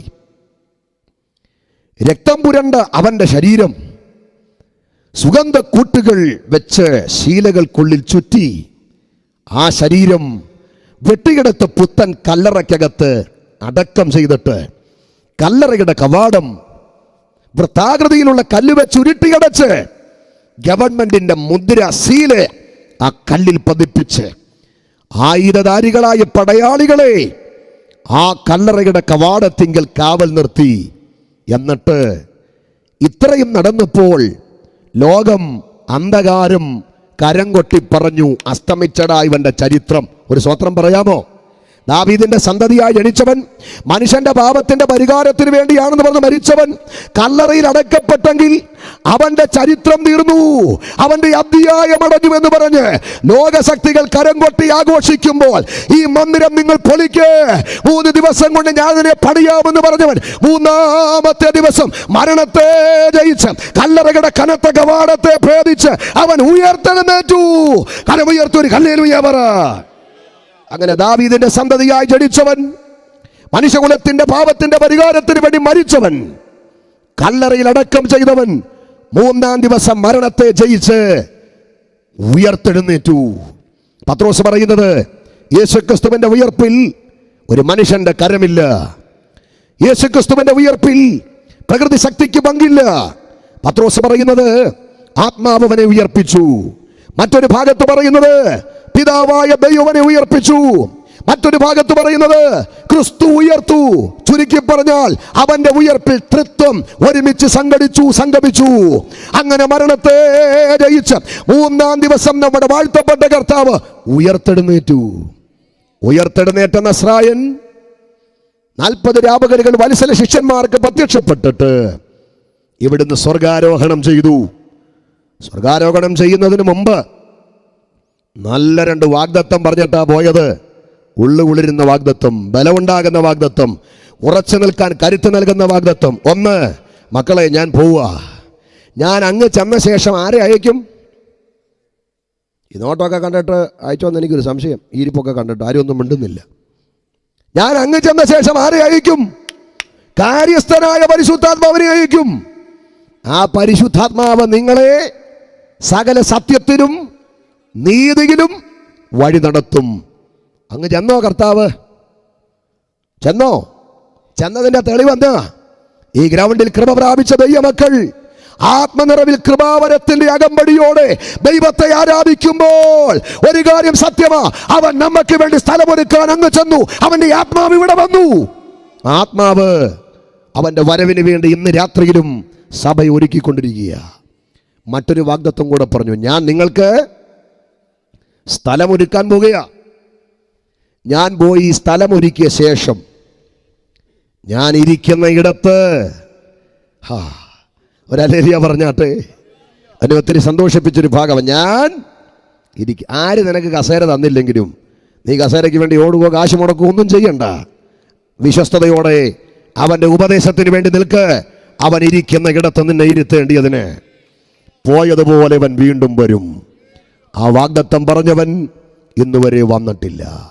ദാവീദിന്റെ സന്തതിയായി ജനിച്ച് മനുഷ്യവർഗത്തിന്റെ പാപത്തിന്റെ പരിഹാരത്തിന് വേണ്ടി മരിച്ച് 3-ാം ദിവസം കല്ലറയെയും മരണത്തെയും ജയിച്ച് ഉയർത്തെഴുന്നേറ്റ് വേഗം വരാമെന്ന് പറഞ്ഞ് സ്വർഗാരോഹണം ചെയ്ത കർത്താവ് ഈ യോഗമാശീർവാദം പറയുന്ന സമയം വരെയും നമ്മെ ചേർക്കാൻ വന്നിട്ടില്ല. ഇന്ന് രാത്രി ഈ സന്ദേശം അവസാനിക്കും മുമ്പ് നമ്മെ ചേർക്കാൻ അവൻ വന്നാൽ, അവനോടുകൂടെ എടുക്കപ്പെടുന്ന വിശുദ്ധന്മാരുടെ കൂടെ ഞാനും കാണും എന്ന് പ്രാഗൽഭ്യമുള്ളവരുണ്ടെങ്കിൽ കരമൊന്ന് ഉയർത്തിപ്പിടിച്ചാട്ടെ, ഒരു ഹല്ലേലൂയ പറഞ്ഞാട്ടെ. ഇന്ന് രാത്രി യേശുക്രിസ്തുവിന്റെ വരവിൽ അവനോടുകൂടെ എടുക്കപ്പെടാൻ പ്രാഗൽഭ്യം പ്രാപിച്ചിട്ടില്ലാത്ത ആരെങ്കിലും ഉണ്ടെങ്കിൽ, ഒരുക്കപ്പെട്ടിട്ടില്ലാത്ത ആരെങ്കിലും ഉണ്ടെങ്കിൽ, ഇത് നിന്റെ സമയമാണ്. നാളെ നിനക്കുള്ളതല്ല. ഇതാ രക്ഷാദിവസം, ഇതാ സുപ്രസാദകാലം. ഇത്ര വലിയ രക്ഷ ഗണ്യമാക്കാതെ തെറ്റിയൊടിയാനല്ല. നിന്റെ ജീവിതം നിനക്കായി ലോകത്തിൽ വന്ന് നിനക്കായി മരിച്ച യേശുവിന് വേണ്ടി സമർപ്പിക്ക്. കണ്ണുകൾ അടച്ച് ഒരു വാക്ക് പ്രാർത്ഥിക്കാൻ പോകുക. യേശുവേ, ഞാനൊരു പാപിയാണ്, ഞാനൊരു പാപിനിയാണ്, ഞാൻ തകർന്നവനാണ്, ഞാൻ തകർന്നവളാണ്. ഞാൻ വൈകിയാണെങ്കിലും അറിയുന്നു അങ്ങ് ലോകത്തിൽ വന്നത് എനിക്കായി, ക്രൂശിൽ അങ്ങ് മരിച്ചത് എൻ്റെ പാപത്തിൻ്റെ പരിഹാരത്തിനായി. ഞാൻ ചെയ്ത തെറ്റുകൾക്ക് ഞാൻ ശിക്ഷ അനുഭവിക്കേണ്ട സ്ഥാനത്ത് എൻ്റെ അപരാധങ്ങൾ മുഴുവൻ വഹിച്ച് കാൽവറിയുടെ കൊലമരത്തിൽ അങ്ങ് വേണ്ടി യാഗമായി. യേശുക്രിസ്തുവേ, അവിടുത്തെ ബലിമരണത്തിന്റെ മുഴുവൻ സാധ്യതയും എൻ്റെ പാപത്തിന്റെ മോചനമായി ഞാൻ വിശ്വസിക്കുന്നേ, ഞാൻ ഏറ്റെടുക്കുന്നേ. അങ്ങ് ക്രൂശിലൊഴുക്കിയ പരിശുദ്ധ രക്തത്തിലൂടെ എൻ്റെ പാപത്തെ കഴുകി എന്നെ ഞങ്ങളുടെ മകനും മകളുമാക്കി മാറ്റണമേ. അങ്ങൊരുക്കുന്ന ആ നിത്യവാസ സ്ഥലത്തിന്റെ ഉടമസ്ഥനാക്കി എന്നെയും മാറ്റണമേ. അതിനായി എൻ്റെ ജീവിതത്തെ സമർപ്പിക്കുന്നു എന്ന് ആഗ്രഹിക്കുന്ന ആരെങ്കിലും ഉണ്ടോ? നിങ്ങളുടെ ജീവിതം യേശുവിന് വേണ്ടി ഒരു നിമിഷം സമർപ്പിക്കുക. എല്ലാ കണ്ണുകളും അടയട്ടെ. ഒരു വാക്കിന്ന് രാത്രി പ്രാർത്ഥിക്കാൻ പോകുകയാണ്. എല്ലാവർക്കും തൽസ്ഥാനങ്ങളിൽ ഒരു നിമിഷം ദയവായി ഒന്നെഴുന്നേറ്റ് നിൽക്കാം. പഴയൊരു പാട്ടിന്റെ 2-3 പല്ലവികൾ ചേർന്ന് പാടി ഈ കടശി രാത്രിയിൽ നാം നമ്മുടെ ദൈവത്തെ ആരാധിക്കാൻ പോകുക. അവൻ വരുന്ന നാളിൽ എന്റെ കരം പിടിച്ച് തന്റെ മാറോട് ചേർത്തിടുമേ. ആ സമൂഹമതിൽ തന്റെ വിശുദ്ധരുമായി ഞാൻ അവനെ വാഴ്ത്തും എന്ന മനോഹരമായ പഴയ പാട്ടിന്റെ 1-2 ചരണങ്ങൾ ഈ കർത്തൃദാസന്മാരോട് ചേർന്ന് പാടി ആരാധിക്കണം. അതിനു മുൻപ് ഒരു വാക്ക് പ്രാർത്ഥിക്കുക. കരമൊന്ന് ഉയർത്തിപ്പിടിച്ചാട്ടെ. എല്ലാ കരങ്ങളും സ്വർഗത്തിലേക്ക് ഒന്ന് ഉയർത്തിപ്പിടിച്ചാട്ടെ. എനിക്ക് വേണ്ടി പ്രാർത്ഥിക്കണമെന്ന് ആഗ്രഹിക്കുന്ന ആരെങ്കിലും ഉണ്ടോ? ഞാൻ പാപിയാണ്, എന്റെ സമാധാനം നഷ്ടപ്പെട്ടിരിക്കുന്നു, ഞാൻ രോഗിയാണ്, അതിലൂടെ എന്റെ ആരോഗ്യം നഷ്ടപ്പെട്ടിരിക്കുന്നു.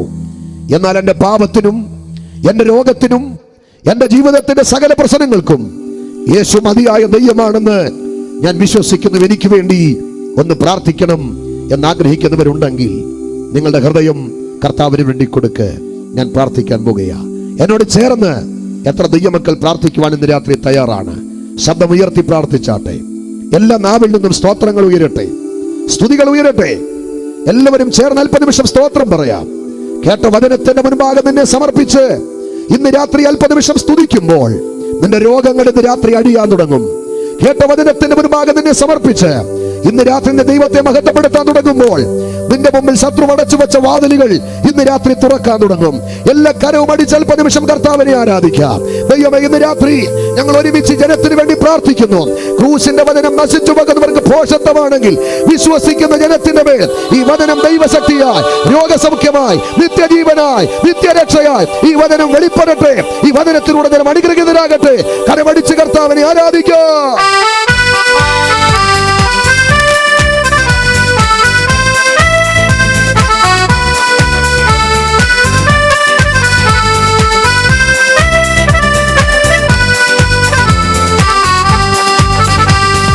വരുന്ന നാളിൽ എന്റെ കരം പിടിച്ച് തന്റെ മാറോടണച്ചിടുമേ. അവൻ വരുന്ന നാളിൽ എന്റെ കരം പിടിച്ച് തന്റെ മാറോടണച്ചിടുമേ. ആ സമൂഹമതിൽ അന്നു കർത്തരുമാർ അതുഘോഷിക്കും സന്തോഷത്താൽ. ആ സമൂഹമതിൽ അന്നു കർത്തരുമാർ അതുഘോഷിക്കും സന്തോഷത്താൽ. ആനന്ദമേ, പരമാനന്ദമേ, ഇതു സ്വർഗീയ സന്തോഷമേ. ആനന്ദമേ,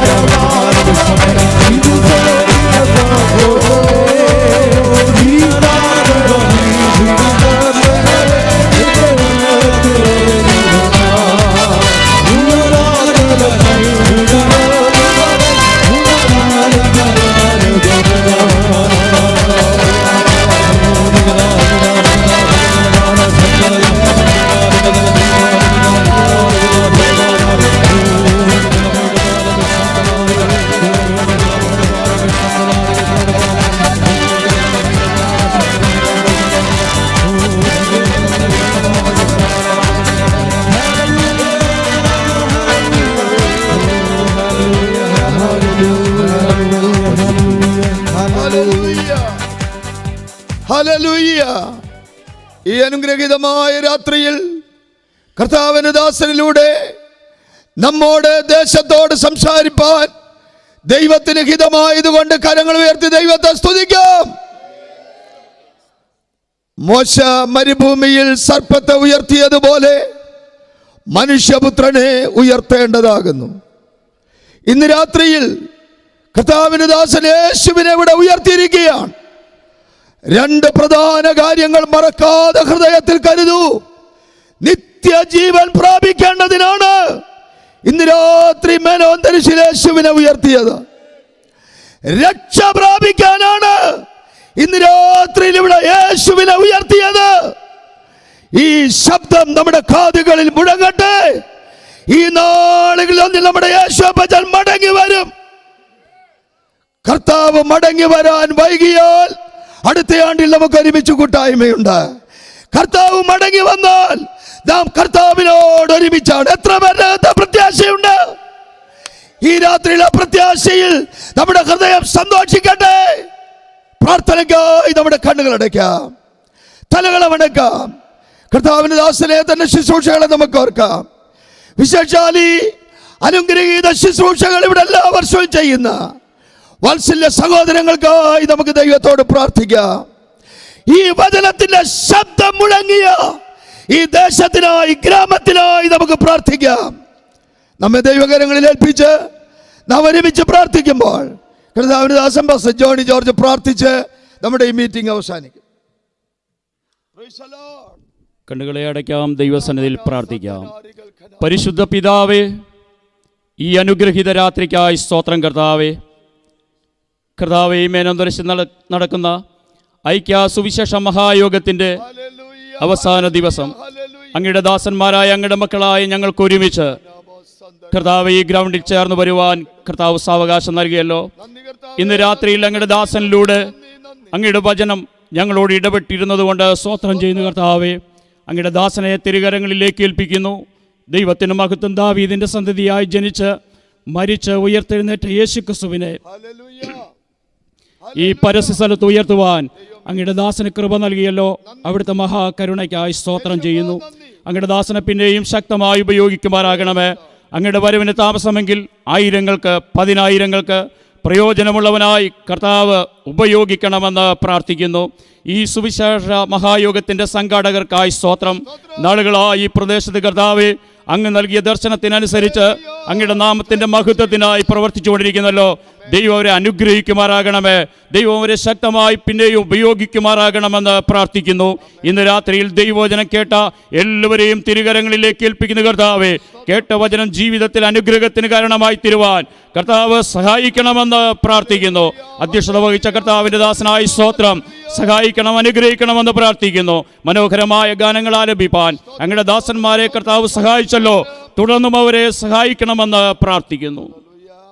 സർവോപരി കർത്താവെ, അവിടുത്തെ വരവെടുത്ത നാളുകളിൽ വിശുദ്ധിയോടെ വചനപ്രകാരം ഒരുങ്ങി കാത്തിരിപ്പാൻ ആവശ്യമായ ദൈവകൃപ ഞങ്ങളുടെ എല്ലാവരുടെയും ജീവിതത്തിൽ നൽകി കർത്താവ് ഞങ്ങളെ സഹായിക്കണമെന്ന് പ്രാർത്ഥിക്കുന്നു. കേട്ട വചനം ആരുടെയും ജീവിതത്തിൽ ശിക്ഷാവിധിക്ക് കാരണമായി തീരാതെ അനുഗ്രഹത്തിന് കാരണമായി തീരുവാൻ കർത്താവ് സഹായിക്കണമെന്ന് അടിയങ്ങൾ അങ്ങയോട് പ്രാർത്ഥിക്കുന്നു. കർത്താവേ, ദൈവത്തിൻ്റെ മഹത്വം അങ്ങയുടെ വരവ് ഞങ്ങൾ പ്രതീക്ഷയോടെ കാത്തിരിക്കുന്നു. അത് താമസിച്ചാൽ അടുത്ത വർഷവും ഞങ്ങൾക്ക് ഒരുമിച്ച് ചേർന്ന് വരുവാൻ, സന്തോഷിപ്പാൻ, ദൈവവചനം പ്രഘോഷിപ്പാനൊക്കെ കർത്താവ് അവസരം നൽകുന്നത് കൊണ്ട് സ്തോത്രം. തിരുകരങ്ങളിലേക്ക് അടിയങ്ങളെ സമ്പൂർണ്ണമായി സമർപ്പിക്കുന്നു. അനുഗ്രഹ സമ്പൂർത്തിയോടുകൂടെ ഞങ്ങളെ പറഞ്ഞയക്കുന്നത് കൊണ്ട് സ്തോത്രം. പ്രാർത്ഥന കേട്ടതുകൊണ്ട് സ്തുതിക്കുന്നു. മശിഹായുടെ നാമത്തിൽ അപേക്ഷിക്കുന്നു പിതാവേ, കേൾക്കുമാറാകണമേ. ആമേൻ. പിതാവായ ദൈവത്തിൻ്റെ സ്നേഹവും കർത്താവായ യേശുക്രിസ്തുവിൻ്റെ കൃപയും പരിശുദ്ധാത്മാവിൻ്റെ സഹവാസവും കൂട്ടായ്മയും നമ്മോടും നാം ഓർത്ത് പ്രാർത്ഥിച്ച എല്ലാ വിഷയങ്ങളോടും വിശേഷാൽ ഈ സുവിശേഷ യോഗത്തിൻ്റെ സംഘാടകരോടും കൂടെ ഇന്നും എന്നാളും കർത്താവായ യേശുക്രിസ്തുവിൻ്റെ വരവരെയും ഉണ്ടായിരിക്കുമാറാകട്ടെ. നമ്മുടെ കർത്താവായ യേശുക്രിസ്തു മുഖാന്തരം ഇന്ന് രാത്രിയിലും ജയം നൽകിയ ദൈവത്തെ നമുക്ക് മഹത്വപ്പെടുത്താം. ഹല്ലേലൂയ, ഹല്ലേലൂയ, ഹല്ലേലൂയ. ആമേൻ. കർത്താവായ യേശുവേ, വേഗം വരണമേ. ആമേൻ. ഒരിക്കൽ കൂടെ എല്ലാവർക്കും വന്ദനം. ഇന്ന് രാത്രി വചനം ശുശ്രൂഷിച്ച കർത്താവിൻ്റെ ദാസന് നന്ദി പറയുന്നു. ഇവിടെ ഗാനങ്ങൾ ആലപിച്ച പ്രൈസ് മെഡലിസ്റ്റിൻ്റെ കാസറ്റ്, അവരുടെ മനോഹരമായ ഗാനങ്ങളടങ്ങിയ കാസറ്റ് ഇവിടെയുണ്ട്. ആവശ്യക്കാർ മുൻപോട്ട് വന്നാൽ അത് നിങ്ങൾക്ക് ലഭിക്കും. എല്ലാവരെയും ദൈവം അനുഗ്രഹിക്കട്ടെ. എല്ലാവർക്കും വന്ദനം. God bless.